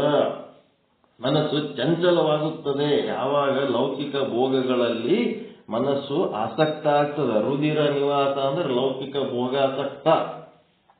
ಧರತ ಮನ ಜಬವು ಯಾವಾಗ ಮನಸ್ಸು ಲೌಕಿಕ ಭೋಗಾಸಕ್ತ ಆಗ್ತದ ಆವಾಗ ಮನ ಜಬವು ಚಂಚಲ ಅಧಿಕ ರಜೋ ಗುಣ ತಮವು. ಅದು ಭಯಂಕರ ಚಂಚಲ ಆಗ್ತದ. ಚಂಚಲ ಏನ್ ಮಾಡ್ತದ? ಕಾರ್ಯೋನ್ಮುಖ ಆಗ್ತದ. ಅದನ್ನು ಪಡ್ಕೊಳಕ ಆಕ್ಟಿವೇಟ್ ಆಗ್ತದ. ಆಕ್ಟಿವ್ ಆಗಿ ಸಕ್ರಿಯವಾಗಿ ಏನ್ ಮಾಡ್ತದಪ್ಪ ಅದಂದ್ರ ಅದನ್ನ ಪಡ್ಕೊಂಡು ಏನಾಗ್ಬಿಡ್ತದ? ಯಾವುದೋ ಒಂದು ಲೌಕಿಕ ಭೋಗ ನೀವು ಪಡ್ಕೊಂಡಿರಿ ಅಂತಂದ್ರ ಅದರಿಂದ ನಿಮ್ಮ ಶರೀರದೊಳಗಿನ ರಸ ನಷ್ಟ ಆಗ್ತದ. ನಷ್ಟ ಆದಾಗ ಏನಾಯ್ತು? ಅಶಕ್ತ ಆಗ್ತದ, ನಿಷ್ಕ್ರಿಯ ಆಗ್ತದ. ಈಗ 2 ಜಾಮೂನು ಕೊಟ್ರ ನಿಮಗೆ ಸುಮ್ ಕೂತವ್ರಿಗೆ ಒಂದ್ 2 ಜಾಮೂನು ಕೊಟ್ರ ಸಂತೋಷಲಿಂತ ತಿಂತೀರಿ. 1-2 ಜಾಮೂನು ಸಂತೋಷಲಿಂತ ತಿಂದಿರಿ ಅನ್ನೋದ್ರಾಗೆ ಇನ್ನೊಂದ್ 2 ಜಾಮೂನು ಕೊಟ್ರು. ಬ್ಯಾಡ ಅನ್ಕೋತ ತಿಂದಿರಿ, ಇನ್ನ ಆಸೆ ಅದ, ಮತ್ತೊಂದೆರಡು ಕೊಟ್ರು. ವಾಲರಿ ಸಾಕು, ಎಷ್ಟು ಕೊಡ್ತೀರಿ? ಇನ್ನ ಕೊಟ್ರು ಅಂತಂದ್ರೆ ಕಡೆಗೆ ಏನಾಗ್ತದ? ಫಸ್ಟಿಗೆ ಜಾಮೂನು ರುಚಿ ಹತ್ತುತ್ತಿರ್ತದಲ್ಲ, ಅದ್ಯಾಕೆ ರುಚಿ ಹತ್ತುತ್ತದ? ನಿಮ್ಮ ಶರೀರದೊಳಗ ರಸ ಸಂಗ್ರಹ ಚೆನ್ನಾಗಿದ್ದಾಗ ಅದು ರುಚಿ ಹತ್ತುತ್ತದೆ. ಇವ್ರು ಹಿಂಗೆ ಕೊಟ್ಕೋತಾದ್ರೂ ನೀವು ತಿನ್ಕೋತಾದ್ರಿ ಅಂತಂದ್ರೆ ಅದ ರಸ ಏನಾಯ್ತು? ಖಾಲಿ ಆಯ್ತು. ರಸ ಖಾಲಿ ಆದಾಗ ನಾಲಿಗೆ ಒಳಗಿಂದ ಲಾಲಾರಸ ಖಾಲಿ ಆದ್ಮೇಲೆ ನಿಮಗೆ ಜಾಮೂನು ಕೊಟ್ರೆ ಅದು ಸಗಣಿ ಮೊಣ ತಿಂದಂಗೆ ಅನಿಸ್ತಿರ್ತದೆ. ಬೇಡ ಅಂದ್ರೂ ಹಂಗೆ ಕೊಡ್ತಿರ್ತಾರ, ಹಂಗೆ ತಿನ್ನು ಅಂತಂದ್ರ ಕಪಾಳಿ ಬಿಡ ಸಿಟ್ಟು ಬರ್ತಿರ್ತವೆ. ಏನಾಯ್ತಲ್ಲಿ? ಜಾಮೂನು ತಿನ್ನುವುದಕ್ಕ ಒಂದು 10 ನಿಮಿಷ ಮನಸ್ಸು ಏನು ಆಸಕ್ತಿ ಆಗಿತ್ತು, ಆಮೇಲೆ ಅದ್ರದ್ದು ತನ್ನ ಶರೀರದೊಳಗಿನ ರಸ ಎಲ್ಲ ಖಾಲಿ ಆದ್ಮೇಲೆ ಏನಾಯ್ತು? ರುದಿರ, ರಕ್ತ, ರಸ ಎಲ್ಲ ತನ್ನ ಸಪ್ತಧಾತು ಖಾಲಿ ಆದ್ಮೇಲೆ ಮುಂದೇನಾಯ್ತು? ಜಾಮೂನು ತಿನ್ನುವುದಕ್ಕ ಅಶಕ್ತ ಆಯ್ತದು. ತಿನ್ನಕ್ಕಾಗಂಗಿಲ್ಲ, ಅದು ಕೊಲ್ಲ ಅಂತದ್ದು. ಊಟ ಮಾಡವನಿಗೆ 1 ಸಾರಿ 2 ಸಾರಿ ಕೊಟ್ರ ಉಣು ಅಂತೇಳ ನೀಡೋರ ಸಮಾಧಾನಕ್ಕೆ ಊಟ ಮಾಡೋದಿರ್ತದೆ. ಅಂದ್ರೆ ಎಷ್ಟು ಬೇಕಷ್ಟು ನೀಡ್ತೀನಿ, ನೀವು ಉಣ್ಬೇಕಂತಂದ್ರೆ ಅವನ ಮನಸ್ಸಿನಾಗ ಅವನ ಶರೀರದೊಳಗೆ ಏನ್ ಕೆಪಾಸಿಟಿ ಅದ ಅಷ್ಟು ಉಳ್ತಿರ್ತಾನೆ. ಒಳ್ಳೆ ಕಾರುಣ್ಯ ಹೋರಿಗಳು ನೀಡ್ದಂಗೆ ತಗೋ ನೀಡ್ಲಕ್ ಹೋದ್ರೆ ಆ ನೀಡಿದ್ದೆಲ್ಲ ಉಣ್ಲಕ್ ಹೋದ್ರೆ ಉಂಡದ್ದು ಆರೋಗ್ಯ ಕೆಡಿಸ್ಕೊಳ್ಳೋ ಕೆಲಸ ಅಲ್ಲ ಅದು. ಅದ್ರ ಸಲುವಾಗಿ ಹಂಗೆ ಮಾಡಬಾರ್ದು. ಎಷ್ಟು ಕೇಳ್ತಾರ ಅಷ್ಟು ನೀಡ್ಬೇಕು, ಎಷ್ಟು ಉಣಬೇಕು ಅಷ್ಟೇ ನೀಡಿಸ್ಕೋಬೇಕು. ಅದಕ್ಕಿಲ್ಲೇನಾಯ್ತು? ಅದೇನಾಗ್ತದೆ? ವೀರ್ಯಪತನ ಅಂತಂದ್ರೇನು? ನಿಷ್ಕ್ರಿಯ ಆಗ್ತದದು. ತಿನ್ನ ಶಕ್ತಿ ಇರ್ಲಾರ್ದಂಗೆ ಆಗ್ಬಿಡ್ತು. ಅಲ್ಲಿ ಏನಾಯ್ತು? ಅಶಕ್ತ ಆಯ್ತು ಅಂತಂದ್ರೆ ಯಾವಾಗಿದ ಅಶಕ್ತ ಆಗ್ತದ ಆವಾಗ ಭಯ, ದುಃಖ, ಚಿಂತೆಯಲ್ಲಿ ಮುಳುಗ್ತು. ಭೋಗದಿಂದ ವೀರ್ಯಪತನದಿಂದ ಅಶಕ್ತತೆಯಿಂದ ಏನಾಗ್ತದೆ? ಭಯ, ದುಃಖ, ಚಿಂತೆ. ಅದಕ್ಕೆ ನಾವೇನ್ ಮಾಡ್ಬೇಕು? ಜ್ಞಾನದಲ್ಲಿರ್ಬೇಕು, ಯಾವಾಗಲೂ ಅರಿವಿನಲ್ಲಿರ್ಬೇಕು. ಗೊತ್ತಾಯ್ತರ? ವೀರ್ಯಪತನ ಅಂತಂದ್ರೆ ಏನಂತ ಅರ್ಥ ಆಯ್ತಾ? ಜ್ಞಾನದಿಂದ ಸೈಡಿಗೆ ಸರಿಯದು. ಅಜ್ಞಾನಿಯಾಗಿ ಆಸೆಗೆ ಬೆನ್ನತ್ತದು. ಆಸೆಯಿಂದ ಭೋಗದಿಂದ ಏನಾಗ್ತದ? ವೀರ್ಯಪತನ ಅಂತಂದ್ರೆ ನಿಮ್ಮ ಶರೀರದೊಳಗಿನ ಸಪ್ತಧಾತುಗಳು ಕಳ್ಕೊಳ್ಳೋದು. ಆ ಸಪ್ತಧಾತುಗಳು ಕಳ್ಕೊಂಡ್ರಿ ಅಂತಂದ್ರೆ ಏನಾಯ್ತು? ಅಶಕ್ತತೆ ಬಂತು. ಆ ಅಶಕ್ತತೆ ಬಂತು ಅಂತಂದ್ರೆ ಭಯ, ದುಃಖ, ಚಿಂತೆ ಉಂಟಾಗ್ತದ. ಅದಕ್ಕೆ ಇದು ಲಾಭ ಆಗೋದು ಈಗೇನಾಯ್ತು, ಲಾಸ್ ಆಗೋದು ಹೇಳಿದ್ರು. ನೀವು ಬ್ರಹ್ಮಜ್ಞಾನಿಗಳಾಗಿ ಬ್ರಹ್ಮಜ್ಞಾನದೊಳಗೆ ಇದ್ರಿ, ಲಾಭ ಆಗ್ತದೆ. ನೀವು ಬ್ರಹ್ಮಜ್ಞಾನಿಗಳಾಗೋದು ಬಿಟ್ಟು ಅಜ್ಞಾನಿಗಳಾದ್ರಿ ಅಂತಂದ್ರೆ ಏನಾಗ್ತದ? ವೀರ್ಯ ಪತನ ಆಗಿ, ನಿಷ್ಕ್ರಿಯ ಆಗಿ, ಅಶಕ್ತ ಆಗಿ, ಮನಸ್ಸು ವಿಕಲ ಆಗಿ, ಅಂದ್ರೆ ಭಯ ದುಃಖ ಚಿಂತೆಯಲ್ಲಿ ಮುಳುಗ್ತದ ಅನ್ನೋಂಥದ್ದು ಇಲ್ಲಿ ಹೇಳಿದ್ರು. ಇದು ಹೇಳಿದ ಮೇಲೆ ಮುಂದೆ ಈ ಒಂದು ಬ್ರಹ್ಮಚರ್ಯದಿಂದ ಆಗುವ ಲಾಭ. ನಾವು ಬ್ರಹ್ಮಚರ್ಯ ಅಂತಂದ್ರೆ ಎಲ್ಲಾ ಕಡೆ ಬ್ರಹ್ಮನನ್ನೇ ನೋಡೋದು, ನನ್ನೊಳಗೆ ನಾನು ಬ್ರಹ್ಮನೇ ಅದೀನಿ ಅಂತ ತಿಳ್ಕೊಂಡು ನನ್ನ ಆನಂದವನ್ನು ನಾನು ಅನುಭವಿಸುವುದು. ನನಗಾದ ಆನಂದ ನನ್ನಿಂದ ನಾನು ಅನುಭವಿಸುವಿನಪ್ಪ, ನಿಮಗಾದ ಆನಂದ ನಿಮ್ಮಿಂದ ನೀವು ಅನುಭವಿಸಿರಿ ಅಂತೇಳಿ ಅವರಿಗೆಲ್ಲ ತಮ್ಮ ತಮ್ಮ ಆನಂದವನ್ನ ಅನುಭವಿಸುವ ಕೌಶಲ್ಯವನ್ನ ಕಲಿಸಿಕೊಡೋದು. ಇದು ನಾವು ಮಾಡಬೇಕಾದ ಕೆಲಸ. ಅದಕ್ಕೆ ಬ್ರಹ್ಮಚರ್ಯದಿಂದ ಆಗುವ ಲಾಭ ಏನು ಅನ್ನೋದು ನಾಳೆ ವಿಚಾರ ಮಾಡೋಣ. ಮೊದಲು ನಿಮಗೆ ಬ್ರಹ್ಮಚರ್ಯ ಅಂತಂದ್ರೆ ಎತ್ತ ನೋಡಿದಡತ್ತ ನೀನೇ ದೇವ, ಸಕಲ ವಿಸ್ತಾರರು ನೀನೇ ದೇವ, ವಿಶ್ವತೋ ಚಕ್ಷು, ವಿಶ್ವತೋ ಪಾದ, ವಿಶ್ವತೋ ಬಾವು, ಎಲ್ಲಾ ಕಡೆ ಬ್ರಹ್ಮ ನೀನೇ ಅದಿಯಪ್ಪ ಅಂತ ತಿಳ್ಕೊಳ್ಳೋದೇ ಇದೆ ಬ್ರಹ್ಮಚರ್ಯ. ಆ ಬ್ರಹ್ಮ ಇಲ್ಲ ಅಂತಂದ್ರೆ ಒಂದೇನೇನು ಮಾಡ್ಲಿಕ್ಕಾಗಂಗಿಲ್ಲ, ಒಂದೇನು ಕೆಲಸ ನಡೆಯಂಗಿಲ್ಲ. ಇದು ತಿಳ್ಕೊಳ್ಳೋದು ಬ್ರಹ್ಮಚರ್ಯ.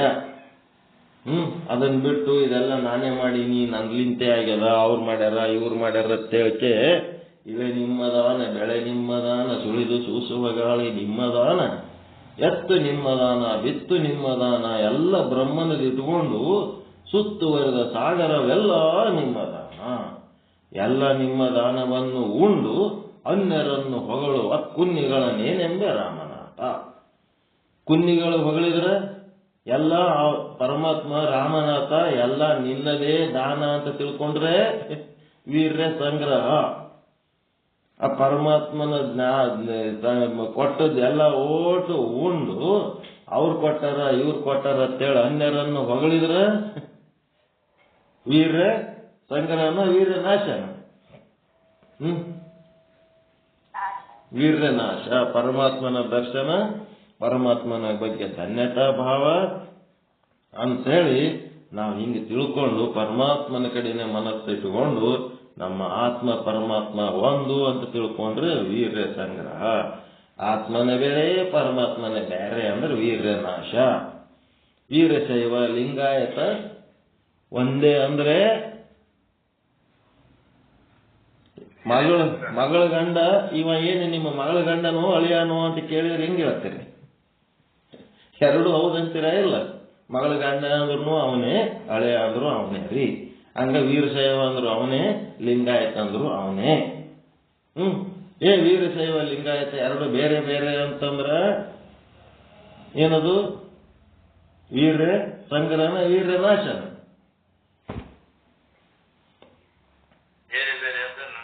ಬೇರೆ ಬೇರೆ ಘಾತುಕರು, ಸಮಾಜ ಘಾತುಕರು. ಅವರು ಕಾವಿ ತೊಟ್ಕೊಂಡ್ರು ಸಹಿತ ಸಮಾಜವನ್ನ ಒಡೆಯುವಂತ ಬುದ್ಧಿ ಏನದಲ್ಲ, ಅವ್ರು ಎಷ್ಟೇ ಕಾವಿ ತೊಟ್ಕೊಂಡ್ರೇನು ಏನ್ ಮಾಡಿದ್ರೇನು ಅದು ವೀರ್ಯ ನಾಶವಾದಂತ ಅಜ್ಞಾನಿಗಳ ಸಂಘ ಅಷ್ಟೇ, ಮತ್ತಿನ್ನೇನಿಲ್ಲ. ಸಂಘಟನೆ ಮಾಡಿದರೆ ಜ್ಞಾನ, ಅಸಂಘಟನೆ ಮಾಡಿದರೆ ಅಂತಂದ್ರೆ ಅಜ್ಞಾನ. ಅವಾಚ್ಯ ಪದಗಳಿಂದ ಬೈದ್ರು ಅಷ್ಟೇ, ಅವ್ರಿಗೆ ಒಳ್ಳೆಯ ಮಾತಿನಿಂದ ಹೇಳಿದ್ರು ಅಷ್ಟೇ, ರಿಸಲ್ಟ್ ಮಾತ್ರ ಒಂದೇ. ಕೆಟ್ಟವ್ರೆ ಅವ್ರು, ಒಳ್ಳೆಯವರು ಅಲ್ಲವೇ ಅಲ್ಲ. They R not at all good persons. ಒಳ್ಳೆ ಜನ ಅಲ್ಲ ಅವ್ರು. ರಿಜೆಕ್ಟ್ ಮಾಡ್ಬೇಕಂತವ್ರಿಗೆ, ದೂರ ಇಟ್ಬಿಡ್ಬೇಕು. ನೀನು ಬೇರೆ, ಅವ್ರು ಬೇರೆ, ನಾನು ಬೇರೆ, ಹಿಂದೂ ಲಿಂಗಾಯತ ಬೇರೆ ಬೇರೆ ಅಂಥೇಳಿ ಎಲ್ಲರೂ ಹಿಂದೂ ಸಂಸ್ಕೃತಿಯನ್ನೇ ಪಾಲಿಸ್ತಾರೆ. ತಾವು ತೊಟ್ಟುಕೊಂಡ ಕಾವಿ ವಿಭೂತಿ, ಮತ್ತಿನ್ನೇನು ಮಂತ್ರ, ಓಂ ನಮ ಶಿವಾಯ ಮಂತ್ರ ಏನ್ ಇವ್ರು ಮಾಡಿದ್ದ? ಅದು ಏನ್ ಬಸವಣ್ಣ ಮಾಡಿದ್ದ ಓಂ ನಮ ಶಿವಾಯ ಮಂತ್ರ? ಬಸವಾದಿ ಶರಣರು ಮಾಡ್ಯಾರ ಮಂತ್ರ? ಏನ್ ಇವ್ರು ಮಾಡ್ಯಾರ 21ನೇ ಶತಮಾನದವರು? ಯಾರು ಮಾಡಿದ್ರಿ ಅದು?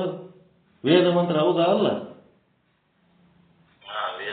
ಓಂ ನಮ ಶಿವಾಯ, ಓಂ ನಮ ಶಿವಾಯ ಎಂದರೆ ಸಾಲದೆ ಅಂತೇಳಿ ವೈದಿಕ ಮಂತ್ರವನ್ನ ಬಸವಣ್ಣವರು ಜಪಿಸುವಾದ್ರೆ ಆ ವೇದನೇ ಬೇರೆ, ವಚನನೇ ಬೇರೆ, ನಾವೇ ಬೇರೆ, ಅವರೇ ಬೇರೆ, ಇವರೇ ಬೇರೆ ಅಂತೇಳಿ ಬೇರೆ ಬೇರೆ ಭೇದ ಕಲ್ಪನೆ ಮಾಡುವರು ಒಳ್ಳೆ ಭಾಷೆ ಒಳಗಂದ್ರೆ ಕೆಟ್ಟವರು ಅವರಷ್ಟೇ. ಅವಾಚ್ಯ ಶಬ್ದಗಳು ಬಳಸೋ ಅವಶ್ಯಕತೆ ಇಲ್ಲ. ಸಮಾಜ ಘಾತುಕರು, ಘಾತಕ ಮಾಡೋದಂತಂದ್ರೆ ತುಂಡು ಮಾಡೋರು, ಅವರೆಂದು ಒಳ್ಳೆಯವರಲ್ಲ. ಗಂಡ ಹೆಂಡತಿ ಇಬ್ರು ಜಗಳಾಡ್ಲಕತ್ತಾರಂತಂದ್ರ ಅವರಿಗೆ ಡೈವರ್ಸ್ ತಗೊಂಡು ಹೋಗ್ರಿ ಅಂತ ಹೇಳೋದು ಹೆಂಗಿರ್ತದ, ಇಬ್ರು ಕೂಡಿ ಒಂದಾಗಿ ಬಾಳ ಮಾಡ್ರಿ ಅಂತ ಹೇಳೋದು ಹೆಂಗಿರ್ತದ. ಎದಕ್ ಮಾಡ್ತಾರೆ, ಬಿಟ್ಬಿಡ್ರಿ ಆಯ್ತು, ಅವ್ನಿಗೆ ಆ ಕಡೆ ಬಿಡು, ನೀ ಈ ಕಡೆ ಬಾ, ಡೈವರ್ಸ್ ತಗೋ ಅಂತ ಯಾರು ಹೇಳ್ತಾರಲ್ರಿ ದೊಡ್ಡವರು. ಎಷ್ಟೊತ್ತಾದ್ರೂ ಕೂಡಿರ್ರಿಯಪ್ಪ ಅಂತ ಹೇಳ್ತಾರ. ಏನು ಡೈವರ್ಸ್ ತಗೋ ಅಂತ ಹೇಳೋ ದೊಡ್ಡವನ, ಏನ ಕೂಡಿ ಬಾಳಲಿಕ್ಕೆ ಅನುಕೂಲ ಮಾಡೋ ದೊಡ್ಡವ. ಮತ್ತೆ ಸಮಾಜ ಸಂಘಟನೆ ಮಾಡಿದರೆ ಒಳ್ಳೆಯವರು, ಸಮಾಜವನ್ನ ವಿಘಟನೆ ಮಾಡಿದರು, ಘಾತುಕನ ಮಾಡಿದರು ಅಂತ ಅಂದ್ರೆ ಅವ್ರು ಯಾರ ಸ್ವಾಮೀಜಿ ಹಾಕಿರ್ಲಕ್ಕ, ಗೃಹಸ್ಥರು ಹಾಕಿರ್ಲಕ್ಕ, ಯಾರ ರಾಜಕಾರಣಿ ಹಾಕಿರ್ಲಕ್ಕ, ಎಲ್ಲರೂ ಅವರು ಹಾಳಾದವರು, ಕಿತ್ತಾದವ್ರು ಅಂತಾರವ್ರಿಗೆ. ಬುದ್ಧಿ ಕೆಟ್ಟವರು, ತಲೆ ಕೆಟ್ಟವರು, ಒಳ್ಳೆಯವರು ಅಲ್ಲವೇ ಅಲ್ಲ. They are all bad persons.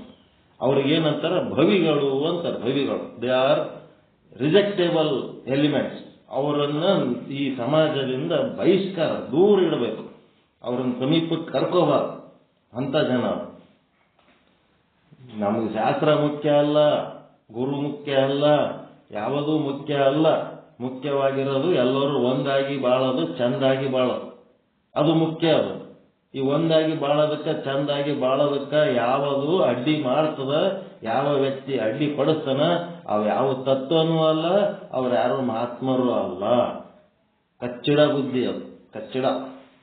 ಅಂತ ಬುದ್ಧಿ ಇದ್ದವ್ರಿಗೆ ದೂರ ಇಡಬೇಕು, ಸಮೀಪಕ್ಕೆ ಕರ್ಕೋಬಾರದು. ಡಿವೈಡ್ ಮಾಡೋರಿಗೆ ದೂರ ಇಡಬೇಕು, ಬಹಳ ಮುಖ್ಯ ಅದವು. ಯಾವಾಗೇ ಅಲ್ಲಿ ಭೇದ ಕಲ್ಪನೆ ಮಾಡೋರಿಗೆ ದೂರ ಇಡಬೇಕು. ಒಂದ್ ಕಡೆ ಮೊನ್ನೆ ಒಂದು ಟಿವಿಯಾಗ ಮೊಬೈಲ್ನಾಗ ಒಂದು ರೀಲ್ ಕಳಿಸಿದ್ರು. ಏನಂತ, ಹೆಂಡತಿ ನಿಮ್ಮ ತಂಗಿಯ ತಾಯ ಏನೋ ಆ ಗಂಡಂದು ಸಂಬಂಧಿಕ ಹೆಣ್ಮಗಳ ಮೇಲೆ ಆಕಿ ಕಂಪ್ಲೇಂಟ್ ಹೇಳಕತ್ತಿದ್ದಳು. ಕಂಟಿನ್ಯೂ ನಿಮ್ಮ ಅಮ್ಮ ಹಿಂಗಂತಾಳ, ನಿಮ್ಮ ಅಕ್ಕ ಹಿಂಗಂತಾಳ, ಏನೋ ಹೇಳಕತ್ತಿದ್ದಳು. ಹಿಂದೆ ಕುಂತಾಗ ಅವನಿಗೆ ಪೆಟ್ರೋಲ್ ಪಂಪಿಗೆ ಪೆಟ್ರೋಲ್ ಹಾಕೊಳ್ಳೋದು ಬಂದತ್ತಾಗ ಅವ ಏನ್ ಮಾಡ್ದ, 1 ನಿಮಿಷ ಇಳಿ ಗಾಡಿ ಕೆಳಗ ಅಂತ ಹೇಳ್ದ. ಆಕಿಗೆ ಪೆಟ್ರೋಲ್ ಪಂಪ್ಲಿಂತ ಹೊರಗೆ ಇಳಿಸಿ ಒಳಗೆ ಹೋಗಿ ಪೆಟ್ರೋಲ್ ಹಾಕೊಂಡು ಬಂದು ಮತ್ ಬಾ ಗಾಡಿ ಮೇಲೆ ಕೂಡು ಅಂತಂದ. ಅವಾಗ ಹೆಣ್ತಂದಳು, ಪೆಟ್ರೋಲ್ ಪಂಪ್ ಅಷ್ಟು ಒಳಗದ, ನನಗೂ ಗಾಡಿ ಮೇಲೆ ಕರ್ಕೊಂಡು ಹೋದ್ರೆ ಏನಾಗ್ತಿತ್ತು, ನನಗೆ ಇಲ್ಲಿ ರೋಡಿಗೆ ನಿಂದಿರ್ಸೋಗಿ ಪೆಟ್ರೋಲ್ ಹಾಕೊಂಡು ಮತ್ತೆ ಬಂದು ನನಗೆ ರೋಡ್ ಮೇಲೆ ಕುಂದಿರ್ಸ್ಕೊಂಡಲ್ಲ, ಪೆಟ್ರೋಲ್ ಪಂಪ್ ಒಳಗೆ ನನಗೆ ಕರ್ಕೊಂಡು ಹೋದ್ರೆ ಏನಾಗ್ತಿತ್ತು ಅಂತಂದ. ಆಕೆ ಕೇಳಿದ್ರು. ಅದಕ್ಕೆ ಆಕೆಗೆ ಅಲ್ಲಿ ಒಂದು ಬೋರ್ಡ್ ತೋರಿಸ್ದ. ಏನಂತಂದ್ರೆ, ಬೆಂಕಿ ಹಚ್ಚುವ ವಸ್ತುಗಳು, ಸ್ಫೋಟಕ ಸಾಮಗ್ರಿಗಳನ್ನ ಒಳಗೆ ತರಬಾರದು ಅಂತ ಅಲ್ಲಿ ಬೋರ್ಡ್ ಹಾಕ್ಯಾರ ನೋಡಂತಂದ. ಬೆಂಕಿ ಹಚ್ಚೋರಿಗೆ ಒಳಗೆ ಕರ್ಕೊಂಡ್ ಬರ್ಬೇಡ, ನಿಮ್ಮ ಅವು ಹಿಂಗಂತಾಳ, ನಿಮ್ಮ ಅಕ್ಕಿ ಹಿಂಗಂತಾಳ, ಅವು ಹಿಂಗಂತಾಳ ಅಂತೇಳಿ ಬೆಂಕಿ ಹಚ್ಚ ಕೆಲಸ ಮಾಡ್ಲಕ್ಕಿದ್ದಲ್ಲ. ನೀನೊಂದು ಸ್ಫೋಟಕ ವಸ್ತು, ಬೆಂಕಿ ಹಚ್ಚಕ್ಕೆ ನೀನು ಅಂತವೆಲ್ಲ ಒಳಗೆ ತರಬಾರ್ದು ಅಂತ ಹೇಳ್ಯಾರ ಪೆಟ್ರೋಲ್ ಪಂಪ್ನಾಗ. ಅದಕ್ಕೆ ಇವರೆಲ್ಲ ಬೆಂಕಿ ಹಚ್ಚೋರು, ಹಾಳು ಮಾಡೋರು, ಸುಟ್ಟು ಹಾಕೋರು. ಹಿಂಗಾಗಿ ಸ್ಫೋಟಕ ವಸ್ತುಗಳನ್ನ ನಿಮ್ಮ ಶರೀರದಾಗ, ಮನಸ್ಸಿನೊಳಗ ಎಲ್ಲರ ಇಟ್ಕೊಂಡ್ರಿ ಅಂತಂದ್ರೆ ಅವು ನಿಮ್ಮನ್ನ ಹಾಳು ಮಾಡ್ತಾವ. ಮನದೊಳಗಣ ಕಿಚ್ಚು ಮನವ ಕೆಡಿಸುವುದಲ್ಲದೆ ನೆರೆಮನೆ ನೆರೆಮನೆ ಸುಡಲು ಕೂಡಲ ಸಂಗಮ ದೇವ ಅಂತ. ಅದಕ್ಕೆ ಇದನ್ನ ಧೈರ್ಯವಾಗಿ ಎಲ್ಲಿ ಭೇದ ಬರ್ತದ ಅಲ್ಲಿ ಹೊರಗೆ ಹಾಕ್ಬೇಕು. ಹಂಗಂತ ಹೇಳಿ ಜ್ಞಾನ ಅಜ್ಞಾನ ಎರಡು ಒಂದು ಮಾಡ್ಲಕ್ಕೆ ಹೋಗಂಗಿಲ್ಲ, ಅದು ತಪ್ಪು. 35 ಮಾರ್ಕ್ಸ್ ತಗೊಳ್ಳೋವನಿಗೆ 100 ಮಾರ್ಕ್ಸ್ ಹಾಕಿ ಫೇಲ್ ಆಗವನಿಗೆ ಪಾಸ್ ಮಾಡೋದು ತಪ್ಪು. ಫೇಲ್ ಮಾಡೋದು, ಮಾರ್ಕ್ಸ್ ಕಡಿಮೆ ಹಾಕೋದು ಎದ್ರ ಸಲುವಾಗಿ ಹಾಕ್ತಾರೆ. ಒಬ್ಬನಿಗೆ ಫೇಲ್ ಮಾಡ್ಯಾನ ಮಾಸ್ತರ್ ಅಂತಂದ್ರೆ ಅವನ ಮೇಲೆ ದ್ವೇಷ ಇರ್ತದೇನ್ರಿ? ಚೆನ್ನಾಗಿ ಓದಿ ಮತ್ತೆ ಪರೀಕ್ಷೆ ಕಟ್ಟಿ ಮುಂದೆ ಬರಲಿ ಅಂತ ಫೇಲ್ ಮಾಡಿರ್ತಾರ ಏನು? ಅವನ ಮೇಲೆ ದ್ವೇಷ ಇಟ್ಟು ಫೇಲ್ ಮಾಡಿರ್ತಾರ. ಕಡಿಮೆ ಮಾರ್ಕ್ಸ್ ಯಾಕೆ ಹಾಕಿರ್ತಾರ? ನಿನ್ನ ಜ್ಞಾನದ ಮಟ್ಟ ಕೆಳಗಾದಪ್ಪ, ಇದನ್ನು ಇನ್ನೂ ಇಂಪ್ರೂವ್ ಮಾಡ್ಕೋಬೇಕು ಅನ್ನೋದ್ರ ಸಲುವಾಗಿ. ಈ ಜ್ಞಾನ ಅಜ್ಞಾನದೊಳಗ ಭೇದ ಆಗಬೇಕು. ಅಜ್ಞಾನಿಗಳು ಏನು ಕೆಲಸ ಮಾಡಂಗಿಲ್ಲ, ಓದಲ್ಲ, ಬರೆಯಲ್ಲ, ನಾವೇನು ಸಾಧನೆ ಮಾಡಂಗಿಲ್ಲ, ನಾವು ಬರೀ ಇದ್ರಾಗೆ ಮುಳುಗಿರ್ತೀವಿ ಅಂತಂದ್ರ ಅಂಥವಕ್ಕೆಲ್ಲ ತೆಗೆದು ಹಾಕಬೇಕು, ನಾವು ಇಟ್ಕೋಬಾರ್ದು. ಎಲ್ಲ ಓಟು ಒಂದೇ ಎಲ್ಲ ಓಟು ಒಂದೇ ಅಂತಂದ್ರೆ ಚಂದ ಬಸವಣ್ಣ ಒಪ್ಪಂಗಿಲ್ಲ. ಕೊಳ್ಳಾಗ ಲಿಂಗ ಕಟ್ಕೊಂಡವ್ರಿಗೆಲ್ಲ ಲಿಂಗಧಾರಿಗಳು ಅಂತಂದ್ರೆ ಹೆಂಗಾಗ್ತದೆ? ಲಾಂಛನಕ್ಕೆ ತಕ್ಕ ನಡೆ ನುಡಿಗಳಿಲ್ಲದಿದ್ದಡೆ ಕೂಡಲ ಚನ್ನ ಸಂಗಮ ದೇವರ ಸಾಕ್ಷಿಯಾಗಿ ಛೀ ಎಂಬೆ. ಗುರುಗಳಾಗಿ ದೊಡ್ಡವರಾಗಿ ದೊಡ್ಡ ದೊಡ್ಡ ಶಾಸ್ತ್ರಿಗಳಾಗಿ ದೊಡ್ಡ ದೊಡ್ಡ ವಿಚಾರಗಳು ಹೇಳ್ಕೊತ ಸಮಾಜ ಘಾತುಕ ಕೆಲಸ ಮಾಡಿದರೆ ಕೂಡಲ ಸಂಗಮ ದೇವರ ಸಾಕ್ಷಿಯಾಗಿ ಛೀ ಎಂಬಕಷ್ಟೇ. ಸಮಾಜದೊಳಗೆ ಒಂದಾಗಿರೋದಕ್ಕ ಚಂದಾಗಿರೋದಕ್ಕ ಅಂದಿನಿಂದ ಇಂದಿನ ತನಕ ಎಲ್ಲಾ ಸಂತ ಮಹಾತ್ಮರ ಉದ್ದೇಶ ಒಂದೇ. ಸಮಾಜದೊಳಗೆ ಎಲ್ಲರಿಗೆ ಒಂದು ಮಾಡಬೇಕು, ಚಂದ ಮಾಡಬೇಕು. ಈ ವರ್ಗ ಭೇದ, ವರ್ಣ ಭೇದ, ಲಿಂಗ ಭೇದ, ಜಾತಿ ಭೇದ, ದೇಶ ಭೇದ, ಗುರು ಭೇದ, ಶಾಸ್ತ್ರ ಭೇದ, ಸಿದ್ಧಾಂತ ಭೇದ, ಎಲ್ಲ ಭೇದಗಳನ್ನು ದಾಟಿ ಎಲ್ಲರಿಗಿಂತ ಮುಖ್ಯವಾಗಿ ಒಂದಾಗಿರೋದು ಚಂದಾಗಿರೋದು ಮುಖ್ಯ ಅದಪ್ಪ. ಒಂದಾಗಿರಿ ಚಂದಾಗಿರಿ ಅನ್ನೋದಕ್ಕೆ ಎಲ್ಲಾ ಧರ್ಮಗಳ ಉಪದೇಶ. ಈ ತರ ಉಪದೇಶ ಅದೇ ಬೇರೆ ಇದೇ ಬೇರೆ ನೀವೇ ಬೇರೆ ನಾವೇ ಬೇರೆ ಅಂತೇಳಿ ಇದು ಬೇರೆ ಬೇರೆ ಮಾಡೋಂಥದ್ದು ಇದು ಉಪದೇಶ ಅಲ್ಲ, ಇದು ಅಪದೇಶ. ಇಂಥ ಅಪದೇಶಗಳು ಎಲ್ಲರೇ ಆತಿದ್ದು ಅಂತಂದ್ರೆ ಅಂಥವಕ್ಕೆ ಕಿವಿಗೆ ಹೊಡಬಾರ್ದು, ಅಂಥವ್ರಿಗೆ ನಮ್ಮ ಮನೆ ಸಮೀಪಕ್ಕೆ ಕರ್ಕೋಬಾರ್ದು, ಗೇಟ್ ಒಳಗೆ ಕರಿಬಾರ್ದು, ಚಪ್ಪಲಿ ಬಿಡಲು ಸಹಿತ ಅವ್ರಿಗೆ ನಮ್ಮಲ್ಲಿ ಎಂಟ್ರಿ ಕೊಡಬಾರ್ದು. ಅಷ್ಟು ನೀವು ಸ್ಟ್ರಿಕ್ಟ್ ಆಗಿರ್ಬೇಕು ಅಂಥವ್ರ ವಿಷಯದವ್ರು. ನಮ್ಮಲ್ಲಿ ಡಾಕ್ಟರ್ ಸೊಪ್ಪಿಮಠ್ ಡಾಕ್ಟರ್ ಅಂತದ ಪ್ರೊಫೆಸರ್ ಅಲ್ಲಂ ಪ್ರಭುದೇವರು, ಈಗ ಅಭಿನವ ಅಲ್ಲಂ ಪ್ರಭುದೇವರು ಇದ್ದಂಗೆ ಅದಾರ. ಈ ತರ ಕಮ್ಯುನಿಟಿ ಯಾವರೇ ಹಿಂಗ್ ಭೇದವಾದಿಗಳು ಇದ್ರು ಅಂತಂದ್ರ ಮೊದಲೇ CC ಕ್ಯಾಮ್ರಾದಾಗ ನೋಡ್ಬಿಡ್ತಾರೋ, ಯಾರು ಬಂದಾರ ನೋಡಲ್ಲ ಅಂತ. ಒಳಗ್ ಸರ್ ನಾವು ಬಂದೆ ಗೆಟ್ ಔಟ್ ಅಂತಾರ. ಫಸ್ಟ್ ಗೆಟ್ ಔಟ್ ನಡಿ, ಈ ಒಳಗ್ ಬರಬೇಡ್ರಿ, ಗೇಟ್ ಬಿಡ್ರಿ, ಮೊದಲು ಗೇಟ್ ಬಿಡ್ರಿ, go back, don't stay here ಅಂತಾರ. ನಾವು ಏನ್ ಮಾಡ್ತೀವಿ, ಅಯ್ಯೋ ಪಾಪ ಯಾರೋ ಸ್ವಾಮೀಜಿಗಳು ಬಂದಾರ, ಚಲೋ ಮಂದಿ ಅದಾರ, ಒಳಗ್ ಕರೆ ಆಮೇಲೆ ಮುಂದೆ ಅದಕ್ಕೆ ಉಪಯೋಗ ಆಗ್ತಾರ ಅಂತೇಳಿ ಚಮಚ ಹೊಡ್ಲಿಕ್ಕೆ ಹೋಗ್ತೀವಲ್ಲ, ನಮ್ಮ ಮನೆ ಹಾಳು ಮಾಡ್ತಾರ. ಹಿಂಗಾಗಿ ಅಂಥವ್ರಿಂದ ದೂರ ಇಡಬೇಕು. ಭೇದವಾದಿಗಳು ಅವರು ರಾಜಕಾರಣಿಗಳಿರ್ಬೋದು, ಸ್ವಾಮೀಜಿಗಳಿರ್ಬೋದು, ಮತ್ತೆ ಸಮಾಜದೊಳಗೆ ಯಾರ್ಯಾರು ಹಿರಿಯರಿರ್ಬೋದು, ಹೋರಾಟಗಾರರಿರ್ಬೋದು, ಆಲ್ ಆರ್ ಗೆಟ್ ಔಟ್ ಅಷ್ಟೇ. ಮತ್ತೇನಿಲ್ಲ. ಒಂದಾಗಿ ಚಂದಾಗಿ ಇರೋದಕ್ಕೆ ಯಾರು ಸಾಧನೆ ಮಾಡ್ಲಿಕ್ಕೆ ಮಾರ್ಗದರ್ಶನ ಮಾಡ್ತಾರ, ಯಾರು ಒಂದಾಗಿ ಚಂದಾಗಿರ್ಬೇಕ ಪ್ರಯತ್ನ ಮಾಡ್ತಾರ, ಅವರು ಈ ಜಗಲಿ ಮೇಲೆ ಪೂಜೆ ಮಾಡಿ ಏನ್ ತೊಂದರೆ, ನೋ ಪ್ರಾಬ್ಲಮ್. ಯಾವ ದೇವರುಗಳಕ್ಕಿಂತ ನಮ್ಮ ಜಗಲಿ ಮೇಲಿನ ದೇವ್ರು ಯಾವ ದೊಡ್ಡವಲ್ಲ, ಅಂಥವನ್ಕಿಂತ ದೊಡ್ಡವ್ರು ಅಲ್ಲೇವಲ್ಲ. ಅಂಥವ್ಕಿಂತ ದೊಡ್ಡ ದೇವರುಗಳು ಯಾವೂ ಇಲ್ಲೇ ಇಲ್ಲ. ಸಮಾಜವನ್ನ ಒಂದಾಗಿ ಚಂದಾಗಿ ಮೇಂಟೈನ್ ಮಾಡೋರ್ಕಿಂತ ಚಲೋ ದೇವರುಗಳು ಮತ್ತೆ ಯಾವೂ ಇಲ್ಲ, ಅವರೇ ದೇವರು. ಓಕೆ, ಬಹಳ ಸಮಯ ತಗೊಂಡೆ, ಕ್ಷಮಿಸಬೇಕು. ಪರಮಾನಂದ ಪ್ರಾಪ್ತಿ ಭವ, ಸರ್ವ ದುಃಖ ನಿವೃತ್ತಿ ಭವ, ಇಷ್ಟಾರ್ಥ ಸಿದ್ಧಿರಸ್ತು, ಯಶಸ್ವಿ ಭವ ಯಶಸ್ವಿ ಭವ. ಎಲ್ಲರಿಗೂ ಒಳಿತಾಗಲಿ, ಎಲ್ಲರಿಗೂ ಶುಭವಾಗಲಿ. ಓಂ ಶಾಂತಿ ಶಾಂತಿ ಶಾಂತಿ. ಶರಣು ಶರಣಾರ್ಥಿ, ಶರಣು ಶರಣಾರ್ಥಿ. ಜಯ ಶುದ್ಧ ಬ್ರಹ್ಮ, ಜಯ ಜಯ ಶುದ್ಧ ಬ್ರಹ್ಮ, ಜಯ ಶುದ್ಧ ಬ್ರಹ್ಮ, ಜಯ ಜಯ ಶುದ್ಧ ಬ್ರಹ್ಮ.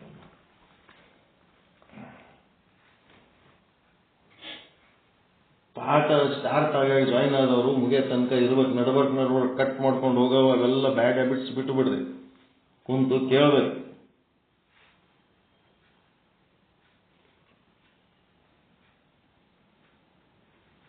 ಚಾಲು ಆಗಾಗ ಒಂದು 4 ಮಂದಿ ಬರೋದು ಬಿಟ್ಟು ಒಂದಿಷ್ಟು ಮಂದಿ ಹೋಗೋದು ಹಂಗೆಲ್ಲ ಮಾಡಬಾರ್ದು.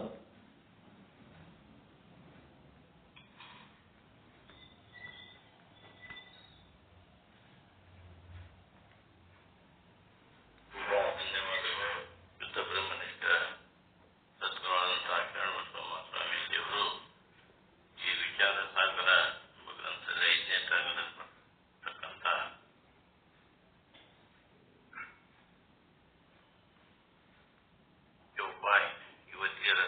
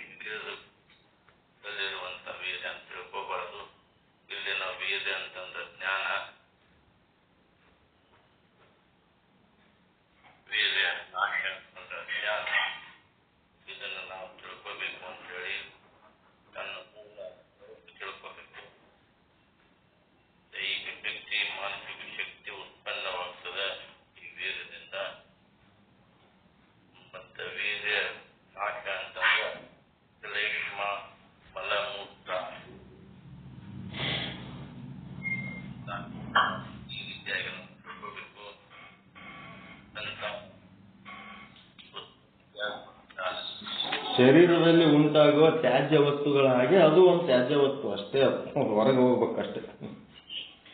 ತ್ಯಾಜ್ಯ ವಸ್ತು ಅಂತ ನಾವು ತಿಳ್ಕೊಬೇಕು.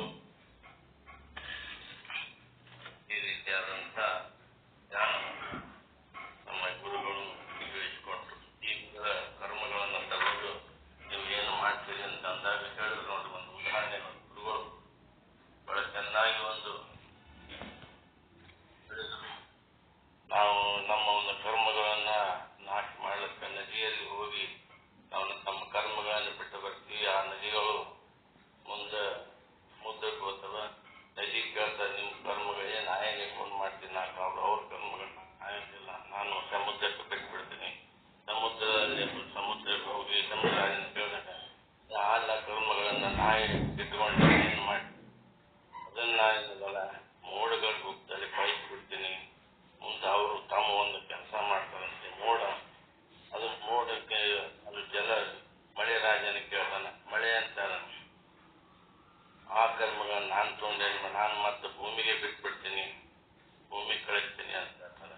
ಭೂಮಿ ಕೇಳಿದ್ರೆ ನಾನು ಆ ಕರ್ಮಗಳನ್ನ ಇಟ್ಕೊಳ್ಳೋದಿಲ್ಲ, ಅದರಿಂದ ನಾನು ಆ ಕರ್ಮಗಳ ಬಂದಂತ ಕರ್ಮಗಳಿಂದ ನಾನು ಪದಾರ್ಥಗಳನ್ನ ಧಾನ್ಯಗಳನ್ನ ಉತ್ಪನ್ನ ಮಾಡಿ ಎಲ್ಲ ಧನ ಮತ್ತು ಧಾನ್ಯ ಎಲ್ಲವನ್ನ ಉತ್ಪನ್ನ ಮಾಡಿ ಮತ್ತೆ ಇವುಗಳಿಗೆ ಕೊಡುವಂತ ಕೆಲಸ ಮಾಡ್ತೀನಿ ನಾನು ಅಂತಂದ್ರೆ, ಮತ್ತು ಏನು ಕರ್ಮ ಎಲ್ಲಿ ಹೋಗಿರ್ತದ ಮತ್ತೆ ಅವರಲ್ಲೇ ಅದು ಸುತ್ತಾಡಿ ಬರ್ತದ ಅನ್ನುವಂಥ ವಿಷಯ ಬಹಳ ಸುಂದರವಾದಂಥ ಒಂದು ಜ್ಞಾನವನ್ನ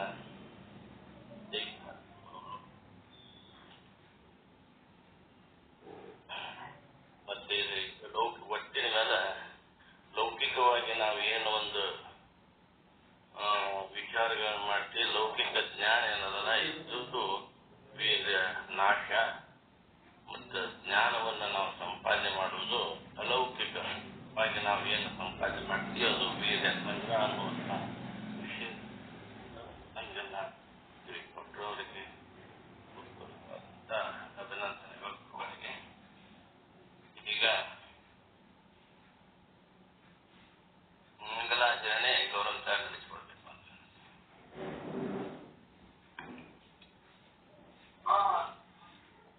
ನಿತ್ಯಾನಂದ ಜ್ಯೋತಿಯು ನಿಜವಾಗಿ ಬೆಳಗಿರಿ ನಿಶ್ಚಲದಾಸರಿಗೆ, ಅಜಹರ ಹರಿಗಾಧಾರವೇ ತಾನಾದ ಪರಮ ಸದ್ಗುರುವರರಿಗೆ, ಶ್ರುತಿಸಿರದರ್ಥವ ಮತಿಯಲ್ಲಿ ನೆಲೆಸಿದ ಪತಿತ ಪಾವನನಿಗೆ, ಗತಿಗಾಣದ ನರ ಅಜ್ಞರಿಗರುವನ್ ತೋರಿದ ಧೀರನಿಗೆ, ಕುಟಿಲೋಕ್ತಿಗಳನ್ನು ಕಟುವಾಗಿ ಟೀಕಿಸಿ ದಿಟವನು ಬೋಧಿಪಗೆ, ಷಡ್ದರ್ಶನದ ಸಾರವ ಬೀರಿದ ಯುಕ್ತಿ ಪ್ರಕಾಶಕಗೆ, ಅತಿತ್ತಗಲದ ಮತ್ತೊಂದಲ್ಲದ ತತ್ವವ ತಿಳುಪಿದವಗೆ, ವೃತ್ತಿ ಪ್ರಭಾಕರ ಕೃತಿಯನ್ನು ರಚಿಸಿದ ಪರತರ ಪಂಡಿತಗೆ, ವಿಚಾರ ಸಾಗರ ಕರುಣಿಸಿ ಪರಿಭವ ಬಾಧೆಯ ಕೆಡಿಸಿದವಗೆ, ಅಚಲಾದ್ವಯ ನಿಜ ನಿರುಪಮ ನಿರ್ಗುಣ ಪರಮಾಚಾರ್ಯರಿಗೆ, ಪರಮದಯಾನಿಧಿ ದಾದು ಗುರುವಿನ ಬೋಧಾಮೃತ ಸುತಗೆ, ವರಪ್ರಣವಾತ್ಮಕ ನಿಗಮಾತೀತಗೆ, ನಿಶ್ಚಲದಾಸರಿಗೆ, ನಿಶ್ಚಲದಾಸರ ಕೃತಿಯನ್ನು ಅರುಹಿದ ಗುರು ಶಿವಾನಂದರಿಗೆ, ನಿಶ್ಚಿಂತವಾಗಿ ನಿಜವನ್ನು ಹೊಂದಿದ ಗುರುನಾಥ ನಿಮ್ಮರಿಗೆ, ನಿಜಾನಂದ ಜ್ಯೋತಿಯು ನಿಜವಾಗಿ ಬೆಳಗಿರಿ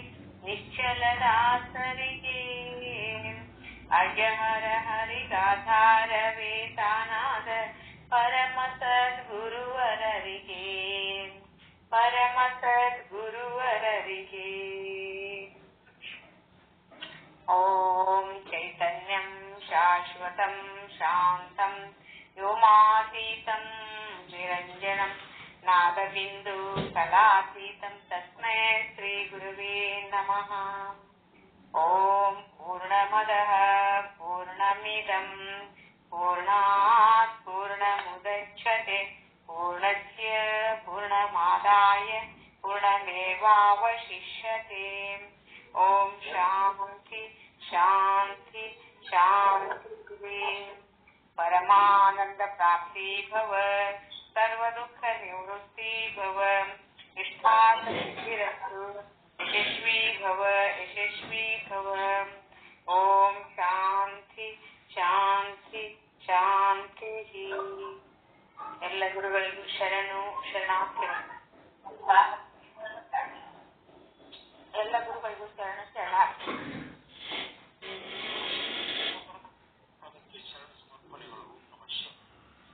ಎಲ್ಲ ಮಹಾತ್ಮರಿಗೂ ಶರಣಾರ್ಥಿಗಳು